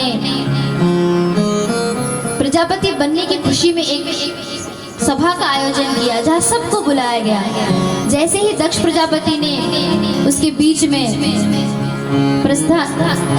आगमन किया, देखिए इसको ध्यान से सुनना, ये बहुत अच्छी कथा है। ये आज की कथा का विश्राम प्रसंग होगा। तो जैसे ही प्रजापति ने भवन के अंदर जाना शुरू किया तो जितने भी देवी देवता थे सबने खड़े होकर उनको संबोधित किया, उनका अभिनंदन किया। बस 3 लोग खड़े नहीं हुए। कौन? त्रिदेव, ब्रह्मा विष्णु महेश। और देखिए अहंकारी व्यक्ति का ये प्रतीक होता है कि किसने उसका सम्मान किया फर्क नहीं पड़ता, पर किसने उसका सम्मान नहीं किया इसमें बहुत फर्क पड़ता है। तो दक्ष प्रजापति ने ये नहीं देखा कि मेरे स्वागत में सब खड़े हुए, उन्होंने क्या देखा कि 3 लोग खड़े नहीं हुए। ये 3 कौन कौन है? पहले देखा ब्रह्मा, ठीक है कोई बात नहीं मेरे पिताजी है। दूसरा कौन है? विष्णु, कोई बात नहीं है मेरे पिताजी के पिताजी है। तीसरा कौन खड़ा नहीं हुआ? वो है महादेव जी। बहुत गुस्सा आ गया कि मेरे जमाता है, मैं श्वशुर हूँ इनका, मेरे स्वागत में इनको खड़ा होना चाहिए था। सभा में जाते ही खूब उल्टी सीधी बातें कहना आरंभ कर दिया दक्ष प्रजापति ने कि इस सभ्य सभा में असभ्य व्यक्ति को किसने आमंत्रित किया। सब विचार करने लगे इतनी बड़ी सभा में असभ्य कौन है, सब तो एक से बढ़ के एक है। बहुत कुछ बोलने के बाद अंत में कहते हैं कि ये जो शिव है ये मेरा जमाता है, फिर भी मेरे लिए खड़ा नहीं हुआ। इतना भी विचार इसके मस्तिष्क में नहीं है, इतना भी बोध नहीं है। जैसे ही अनाप शनाप कहना आरंभ किया महाराज, पास में नंदी थे, नंदी खड़े हो गए और क्रोध में आके कहा, दुष्ट प्रजापति, अपने पद के मद में तो इतना चूर हो चुका है कि तू महादेव की महिमा को भूल गया। जैसे ही नंदी ने ये कहा तो दक्ष प्रजापति के पक्ष से भृगु ऋषि उठ के खड़े हो गए और कहते हैं, मूर्ख बैल, तू इनसे जुबान लड़ाएगा, तुझे पता है ये कौन है? तब भृगु जो थे, भृगु ऋषि, उन्होंने श्राप दे दिया, जा मैं तुझे श्राप देता हूँ कि तुझ जैसे गण सब पागलों की तरह घूमेंगे, तुम लोगों की कभी पूजा नहीं होगी।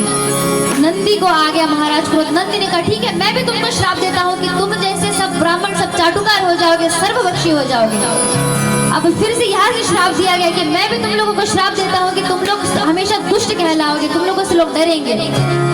महादेव जी ने विचार किया, कहाँ आए थे स्वागत समारोह में और कहाँ श्राप समारोह आरंभ हो गया। महादेव जी ने अपने गणों को वहां पे एकत्रित किया, कहा कि चलो अब यहाँ से चलते हैं। सब गए वहां पे, परंतु दक्ष प्रजापति जो थे उनका क्रोध शांत नहीं हुआ। उन्होंने पुनः एक यज्ञ का आयोजन किया और सबको आमंत्रित किया, केवल महादेव जी को और सती को छोड़ के। अब जितने भी देवी देवता थे सब कैलाश के ऊपर से आ रहे थे। सती को कहते हैं कि बहन तुम नहीं जाएगी? बोले कहाँ? क्यों? तेरे पिता के घर में यज्ञ है, तुझे नहीं जाना? अब सती विचार करती है कि शायद बहुत व्यवस्थित यज्ञ है, व्यवस्था में शायद भूल गए होंगे पिताजी मुझे कहना, पर कुछ जगहों पे बिना आमंत्रण के जाना चाहिए। पिता के घर, गुरु के घर, मंदिर में और जहाँ सत्संग होगा। सती विचार करती है कि मेरे पिताजी ही तो है, शायद भूल गए होंगे। अब जाती है महादेव जी के पास आदेश लेने, जाके चरणों में बैठ जाती है माता सती। अब जब वहां बैठ जाती तो चरण सेवा करने लगती है। महादेव जी विचार करते हैं, अचानक देवी को हुआ क्या है। पूछते हैं कि देवी आपको कुछ चाहिए? नहीं स्वामी, ये तो हर अर्धांगिनी का कर्तव्य होता है। तब प्रभु कहते हैं कि असमय जब अर्धांगिनी ज्यादा मेहरबान हो मतलब उनको कुछ चाहिए, आप बताइए आपको क्या चाहिए। सती माता कहती है कि आपके ससुर के घर में, तो ससुर से सांप्रतम, आपके ससुर के घर में यज्ञ है। ये नहीं कहती कि मेरे पिताजी के घर में, कहती है कि आपके ससुर के घर में यज्ञ का आयोजन किया गया है, तो चले। महादेव जी कहते हैं कि देवी आमंत्रण आया। सती माता कहती है, अरे पिताजी भूल गए होंगे, व्यवस्था है ना बहुत ज्यादा, तो हम थोड़ी ना दोष देखेंगे। महादेव जी ने कहा कि दोष नहीं देखना, परंतु जहाँ का उद्देश्य सही रहा वहाँ जाना भी नहीं चाहिए। सती माता मानती नहीं है, कहती है कि आप न जाओ पर मैं जरूर जाऊंगी। महादेव जी अपने 2 गणों को साथ भेज देते हैं। जैसे ही सती वहां पहुंचती है तो उनकी जितनी बहनें थी वो एक दूसरे से बात करने लगती हैं कि बताओ देखो बिना बुलाए आ गई, मुझे तो पिताश्री 10-15 बार बुलाते फिर मैं आती हूँ, ये देखो बिना बुलाए आ गई। जैसे ही सती सम्मुख गई तो कहते हैं अरे बहन तू आ गई, बहुत अच्छा लगा। ये है संसारिक लोगों की प्रवृत्ति, पीठ पीछे ऐसी ही बातें करते हैं और सामने बड़ा अच्छा दिखाते हैं। परंतु सती समझ गई। परंतु सती के नहीं आने से यदि कोई सबसे अधिक दुखी था तो वो थी सती माता की मैया। जैसे ही सती माता को देखती है तुरंत हृदय से लगा लेती है पुत्री अच्छा हुआ तू आ गई, मुझे अच्छा नहीं लग रहा था क्योंकि सब लोग यहाँ पे थे, बस तेरी कमी थी। अच्छा हुआ पुत्री तू आ गई है। अब सती कहती है कि माँ मैं जरा देख के आती हूँ कि पिताश्री ने कैसा आयोजन किया है। माता कहती है हाँ पुत्री जा देख क्या। जैसे ही सती माता यज्ञ क्षेत्र में जाती है तो देखती है कि यज्ञ का बड़ा भव्य आयोजन है, सबका स्थान बना है परंतु महादेव के लिए कोई स्थान नहीं है। देख के सती माता के हृदय में बहुत कष्ट होता है। अब जब हृदय को कष्ट हुआ सामने से दक्ष प्रजापति आए परंतु सती माता से बात नहीं की। सती माता को बहुत बुरा लगा और अंदर से क्रोध भी आया। क्रोध में सती माता ने अपने पिता को कहा कि आज मुझे लज्जा आ रही है कि मेरा ये शरीर आपसे प्रकट हुआ है। आप अपने पद के मद में इतने चूर हो गए कि महादेव की महिमा को भूल गए। मैं ये शरीर अब नहीं रखूंगी, जिसका संबंध आपसे है ऐसा शरीर मुझे नहीं चाहिए। उसी समय अपने अंगूठे से योगाग्नि प्रकट करके सती माता ने स्वयं को उसमें दान कर दिया।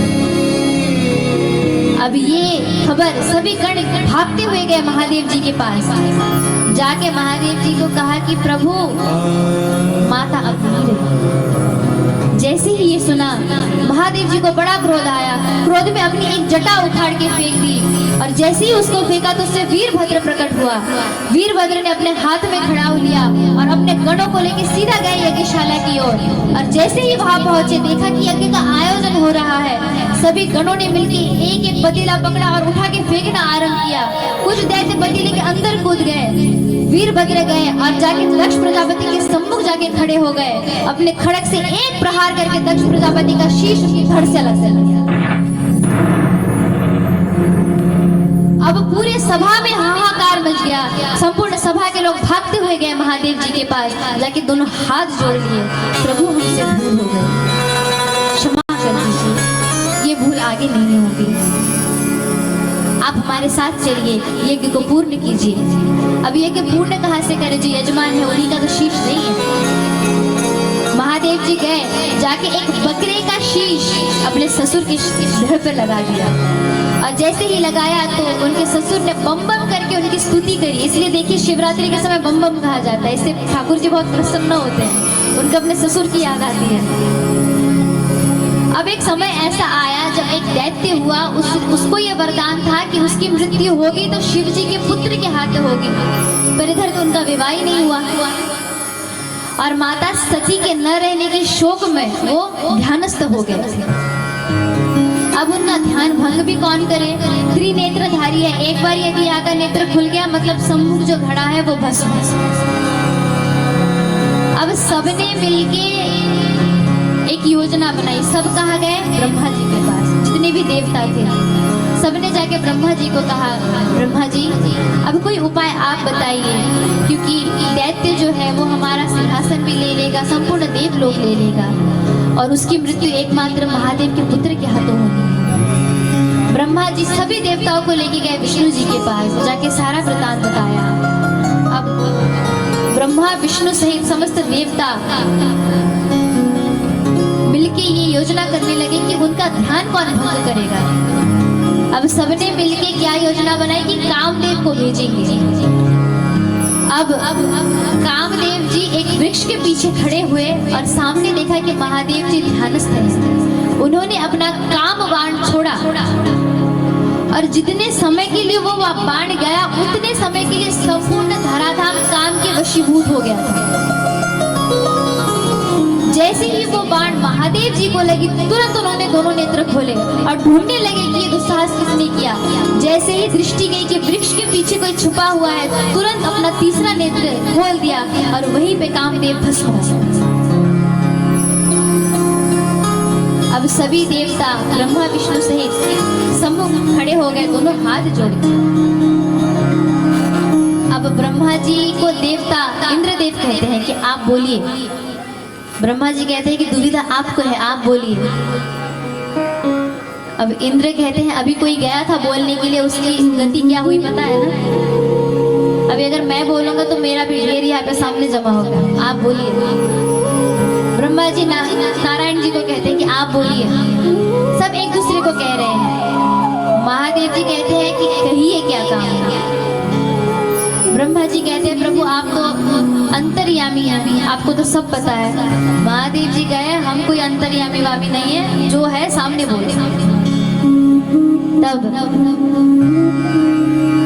सभी देवताओं ने हाथ जोड़ के कहा प्रभु हम चाहते हैं कि आप विवाह कर लीजिए, और एक कन्या है जो आपके लिए तपस्या कर रही है। वही सती माता पुनर्जन्म में राजा हिमाचल के घर में पुत्री रूप में जन्म ग्रहण करती है और नाम पड़ता है पार्वती। और वो महादेव जी को प्राप्त करने के लिए तप करने लगती है। जब पार्वती जी का जन्म होता है तो नारद मुनि को बुलवाया जाता है। नारद मुनि से हिमाचल राजा प्रश्न करते हैं कि मुनि आप मेरी पुत्री का हाथ देख के बताइए कि क्या इसमें कोई दोष है। नारद मुनि कहते हैं कि आपकी पुत्री में कोई दोष नहीं है, पर कुछ कुछ दोष इनके स्वामी में दिख रहे हैं। क्या दोष है? अजन्मा। अजन्मा मतलब है जो जन्म मृत्यु से परे हो। पर हिमाचल राजा ने समझा जिसके माता पिता ही नहीं है। अब हिमाचल राजा कहते हैं नारद मुनि को कि कोई और स्कीम है, कोई और दूल्हा होगा। तब नारद मुनि कहते हैं कि हाँ हमारे पास बहुत एक अच्छा संबंध है, कुछ कुछ दुर्गुण जो है वो मिलते हैं, बाकी सब ठीक है। आपकी बेटी एकदम निश्चिंत रहेगी। बोले क्यों? क्योंकि बिजली का खर्चा ही नहीं है, उनके सिर में हमेशा चंद्रमा विद्यमान है। बोले हाँ बात तो ठीक। बोले जल भी लाने दूर नहीं जाना पड़ेगा, गंगा सिर पे लेके घूमते हैं। घर में व्यवस्थित करने की कोई चिंता ही नहीं है क्योंकि घर में कुछ है ही नहीं। आपकी बेटी राज करेगी। अब उधर देवताओं ने महादेव जी के सम्मुख जाके अर्जी लगाई कि आप विवाह कर लीजिए। तब महादेव जी एक बार में मान गए। जैसे ही माने सभी देवता बड़े खुश हो गए। अब सभी देवताओं ने आयोजन करना आरंभ कर दिया। सबने समय दिया कि शाम को 6 बजे सब यहाँ पे एकत्रित होकर बारात लेके जानी है। किनकी बारात? वो भी शिव जी की बारात। ऐसी वैसी बारात नहीं होती। तो सब गए अपने अपने घर को। अब इंद्रदेव के वाहन कौन है? ध्यान से सुनिएगा इतना प्रसंग। इंद्रदेव के वाहन कौन है? ऐरावत हाथी है, पूरे श्वेत रंग के। वो अच्छे से घिस रहे हैं, उनको चमक जाए बस। अब इधर यमराज के वाहन कौन है? कौन है? भैंस। और उसका रंग क्या है? काला। यमराज एक बार इंद्र के वाहन को देखे, एक बार अपने वाहन को देखे। सोच रहे ये इतना चमक रहा है, और सोच के अपने भैंसे को अच्छे से घिसे कि थोड़ा भी चमक जाए बस। इतनी अच्छी से तैयारी कर रहे हैं सब, सज सज के अच्छे से अपना विमान वगैरह तैयार करके सब एकदम तैयार है। नंदी महाराजा के प्रभु के सामने हाथ जोड़ के कहते हैं कि महादेव विवाह आपका है, तैयार वो लोग हो रहे हैं, आपको नहीं होना। तो महादेव जी कहते हैं कि देखो मेरे मन की बात एकमात्र तुम लोग ही समझ सकते हो, तो मेरे अनुरूप श्रृंगार भी तुम लोग कर सकते हो, तो तुम लोग मेरा श्रृंगार करो। अब विचार कीजिए, कोई एक व्यक्ति जिससे जीवन में कभी श्रृंगार किया ही ना हो, उसको यदि कोई पार्लर वाला किसी दूल्हे को सजाने के लिए कोई ऑफर दे दे कि आपको आज अमुक दूल्हे को सजाना है, उसकी अवस्था क्या होगी? वही गति हुई गणों की। गणों को कहा गया कि तुम लोग मेरा श्रृंगार करो। अब एक गण गया, ठाकुर जी को खड़ा किया, महादेव जी को, और ऐसे पैरों से सिर तक देखने लगा कि शुरू कहाँ से किया जाए। सबसे पहले नजर गई केशों पे। जब कामदेव को भस्म किया तो उनके केश बिखर गए। अब इनको पहले बांधना पड़ेगा। अब बांधे किससे? तो तो उन्होंने क्या किया, पास में कुछ सर्प नाच रहे थे पतले पतले से। क्यों नाच रहे थे? बाबा की शादी है, बाबा की शादी में जाना है। उनमें से एक सर्प को उठाया, अच्छे से जटाओं को सब एक जगह किया और बांध दिया। अब कहा कि मोर लगाना पड़ेगा। मोर मतलब जानते हैं? सेहरा, वो सामने से लटकता रहता है। अब ये बनाए किससे? महादेव जी को कहते हैं कि बस मोर की कमी है। महादेव जी ने पूछा वो क्या होता है? बोले उसे सेहरा कहते हैं। बस महादेव जी, बस 2 घड़ी की बात है, उसके बाद आप फेंक देना, बस आज का दिन। महादेव जी कहते कि ऐसे नहीं चलेगा, जो भी धारण कराओ ऐसे कराओ कि वो कभी जाए ही नहीं। क्यों? क्योंकि मैं जिसे एक बार धारण कर लेता हूँ, मैं कभी उसको त्यागता नहीं हूँ। अब मोर बनाएंगे तो किससे बनाएंगे? वही परमानेंट चाहिए। तो देख रहे थे कि पास में बहुत सारे सर्प नाच रहे थे, उनके पास गए और एक गण ने कहा कि 2 mm से जितने भी पतले पतले सांप है सब अलग हो जाओ। सब अलग हो गए, सबका सिर ऐसे पकड़ा और अच्छे से बांध दिया और शिव जी की जटाओं पे रख दिया और ऐसे छोड़ दिया। तो सामने से उनकी पूंछ लटकने लगी। ये हो गया मोर का काम खत्म। अब चेहरे पे भी कुछ लगाना पड़ेगा ना, सब लोग लगाते हैं आजकल तो फेशियल वगैरह करते हैं, तब तो कुछ था नहीं। अब एक गण ने क्या विचार किया कि कुछ लगाना पड़ेगा, तो क्या लगाए? तो भाग के गया शमशान और भस्म लेके आया और ऐसे हाथों में लगा कि सीधा छाप दिया, लगाया नहीं, छाप दिया। अब शिव जी का रंग कैसा है? कहते हैं ना कर्पूर गौरम, कर्पूर के समान गौर वर्ण है उसके ऊपर। अब विचार कीजिए, भस्म से छपा हुआ लगाया, ये छाप दिया, ये भी लग गया। अब नंदी महाराज सामने जाके बोल रहे हैं बाबा क्या लग रहे हो? अब जैसे ही बाबा खड़े हुए, हाय राम, वस्त्र तो पहना ही नहीं। अब वस्त्र कहाँ से पहना है? महादेव जी कहते हैं जिस पे बैठे थे उसी को लपेट दो। किस पे बैठते हैं? बागंबर पे। अब वो छाल होता है कड़क कड़क, जो ही पहना है महाराज तुरंत नीचे आ जाए। अब इसको बांधने की व्यवस्था तो करनी पड़ेगी ना, क्या करें? अब देख रहे थे वो जो सांप नाच रहे थे उनके पास फिर गए।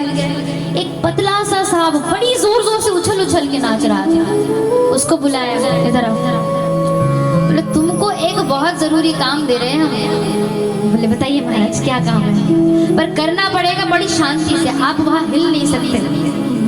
बोले ऐसा कौन सा काम है कि जहाँ हिल नहीं सकते?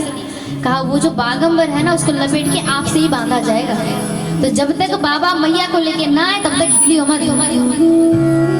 बोले जो आ गया प्रभु। तो वो बागंबर लपेटा गया, सांप से कस के बांधा गया महाराज, और उसको कहा गया कि हिलना मत। अब तो बाबा तैयार हो गए। अब जितने भी गण थे बार बार बलैया ले रहे हैं। इतने में सारे देवता आ गए। अब देवता आए तो देवियां भी आई। अब माताओं का स्वभाव होता है कहीं जाते हैं तो फिर थोड़ा दुल्हा देखना है, थोड़ा दुल्हन देखना है। नंदी से जाके कहते हैं कि कहाँ है आपके प्रभु, श्रृंगार तो हो गया, हमें जरा दर्शन कराइए। नंदी कहते हैं हाँ हाँ हो गया, आप जाइए ना अंदर जाके देखिए। अब महाराज जैसे ही देवियां अंदर गई, महादेव जी के सम्मुख जाके खड़ी हुई, महादेव जी ने अपने तीनों नेत्र खोल के मुस्कुराना प्रारंभ कर दिया। अब आप ही विचार कीजिए उनका रूप कैसा बना होगा। जैसे ही हंसना प्रारंभ किया, तीनों जितनी भी देवियां गई थी सब चिल्ला के बाहर आ गई। आके देवताओं से कहती है बाहर आके कि वापस चलो, ये शादी नहीं होने वाली। बोले क्यों? देवताओं ने जब देखा उनको तो कहा दूल्हे के अनुरूप बारात नहीं सजी। ये नहीं कहा कि बारात के अनुरूप दूल्हा नहीं सजा, कहा कि दूल्हे के अनुरूप बारात नहीं सजी। एक काम करते हैं, हम पहले जाते हैं, आप लोग पीछे आइए। तो देवता आगे चलने लगे। अब जैसे ही काफी दूर चले गए, नंदी ने कहा बाबा सब लोग गए, आप बस एक बार आदेश दीजिए, सबके सामने निकल जाऊंगा। बाबा कहते शांत हो जा, हम पीछे ही चलेंगे, हमारे गणों को बुलाओ। अब नंदी महाराज कहने लगे कि प्रभु हमारे गणों को तो आमंत्रण भेजा ही नहीं गया, इनविटेशन ही नहीं गया उनके पास। अब आप ही बताइए, कोई भी अपने पत्र में लिखता है प्रिय भूतनी पिशाचिनी जी हमारे घर की शादी में सपरिवार आइए, कभी दिखाया है आपने ऐसा कार्ड? कोई बुलाता है बताइए? नंदी महाराज कहते हैं कि प्रभु हमारे गणों को कोई नहीं बुलाता, कोई आमंत्रण ही नहीं देता। बाबा कहते हैं कि मेरे विवाह में सब जाएंगे, बुलाओ सबको। जैसे ही कहा बुलाओ सबको, तो नंदी ने एक जयकारा लगाया, हर हर महादेव। जैसे ही कहा हर हर महादेव, चारों तरफ से आवाज गूंजने लगी, हर हर महादेव। जितने भी भूत प्रेत थे महाराज सब कैलाश में। किसी का सिर नहीं है, कोई अपने हाथ पे सिर लेके आया है, किसी के पेट पे पैर है, किसी का पैर ही नहीं है, किसी के हजारों पैर है, किसी का आंख पेट पे है, किसी की आंखें ही नहीं है। ऐसा रूप है सबका। अब महादेव कहते हैं चलो हमारी बारात लेके। अब पहले कौन गए? देवता। पीछे कौन आ रहे हैं? प्रभु के गण। अब इधर क्या हुआ? कन्या पक्ष से कुछ लोगों को भेजा गया अभिनंदन करने के लिए। तो सब रास्ते पे खड़े हैं, अभिनंदन करेंगे।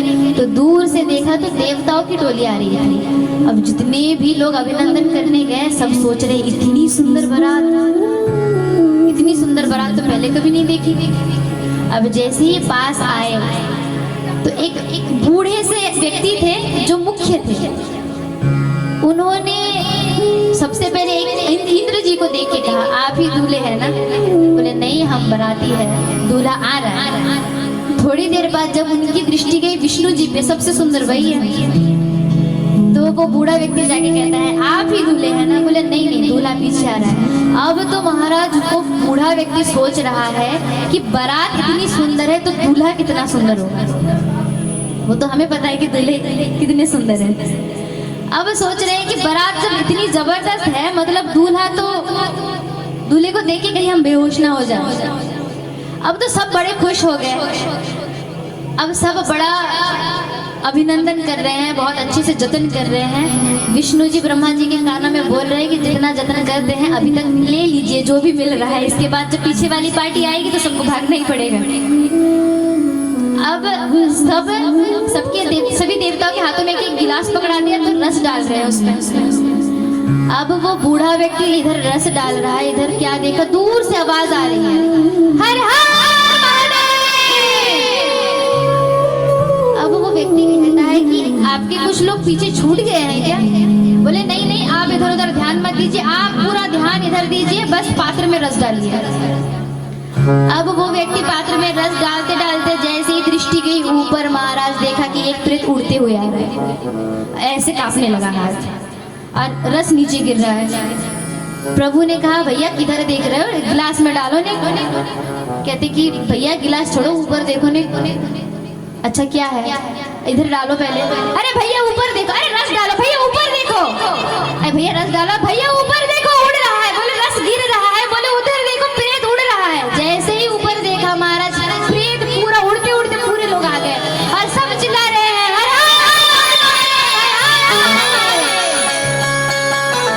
अब जैसे ही उनका रूप देखा तो सबके सब ऐसे कांपने लगे। जो व्यक्ति जग लेके खड़ा था वो मग लेके खड़ा ही रह गया और भगवान को बुला रहे, प्रभु बस आज बचा लो, इसके बाद जीवन में किसी के भी विवाह में रस नहीं पिलाऊंगा, बस आज बचा लो।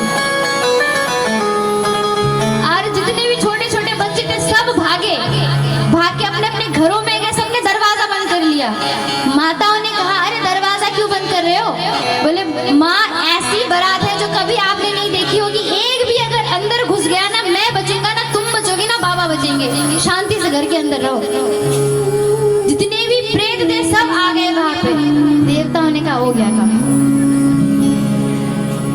अब ये खबर फैली कि प्रेत आ गए तो वहां के सब लोग चले गए, परंतु ये खबर अभी तक माता के घर तक नहीं पहुंची। मैना मैया आरती की थाली लेके आ रही है अपने जमाता का स्वागत करने के लिए।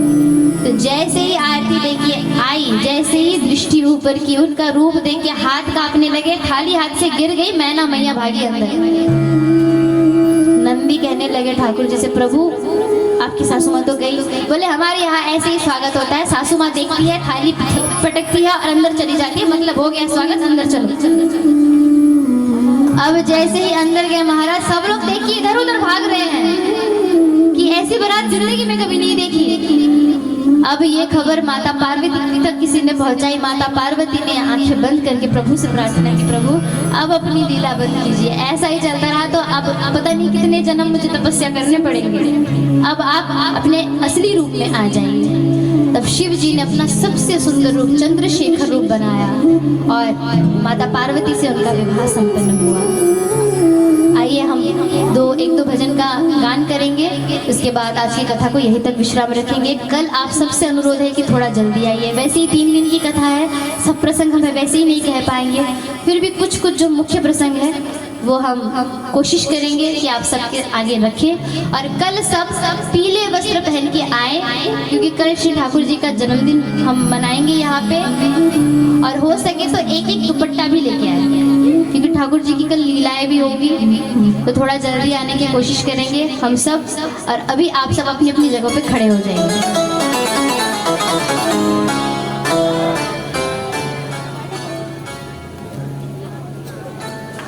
आप सब कितने समय तक आ सकते हैं?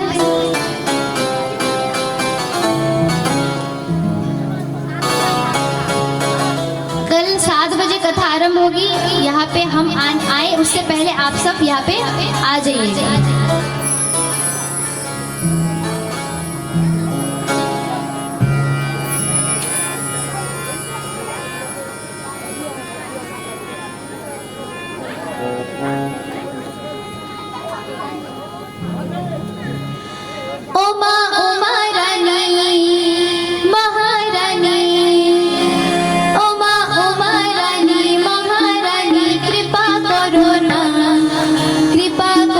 बाबा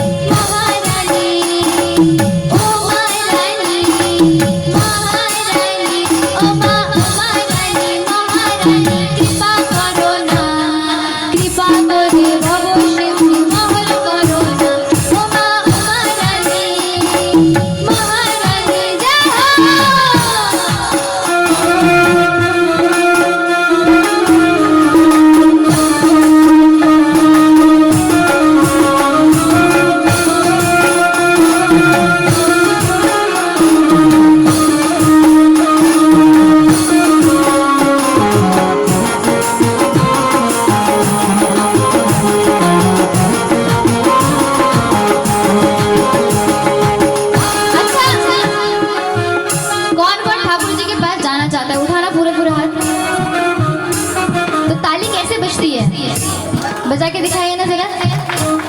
ठीक है, अभी एक बार मैं गाऊंगी, एक बार आपको गाना है, ठीक है? ठीक है। राधा रानी महारानी कृपा करो ना, कृपा करे बल्ला बोली निये चलो ना। गाइए एक साथ। राधा रानी महारानी कृपा करो ना, कृपा करे बल्ला बोली निये चलो ना। राधा रानी महारानी कृपा करो ना, कृपा करे बल्ला बोली निये चलो ना। राधा रानी महारानी कृपा करो ना, कृपा करे बल्ला बोली निये चलो ना। राधा रानी महारानी कृपा करो ना, कृपा करे बल्ला बोली निये चलो ना। राधा रानी महारानी कृपा करो ना, कृपा करे बल्ला बोली निये चलो ना। बोलिए श्री राधा रानी सरकार की।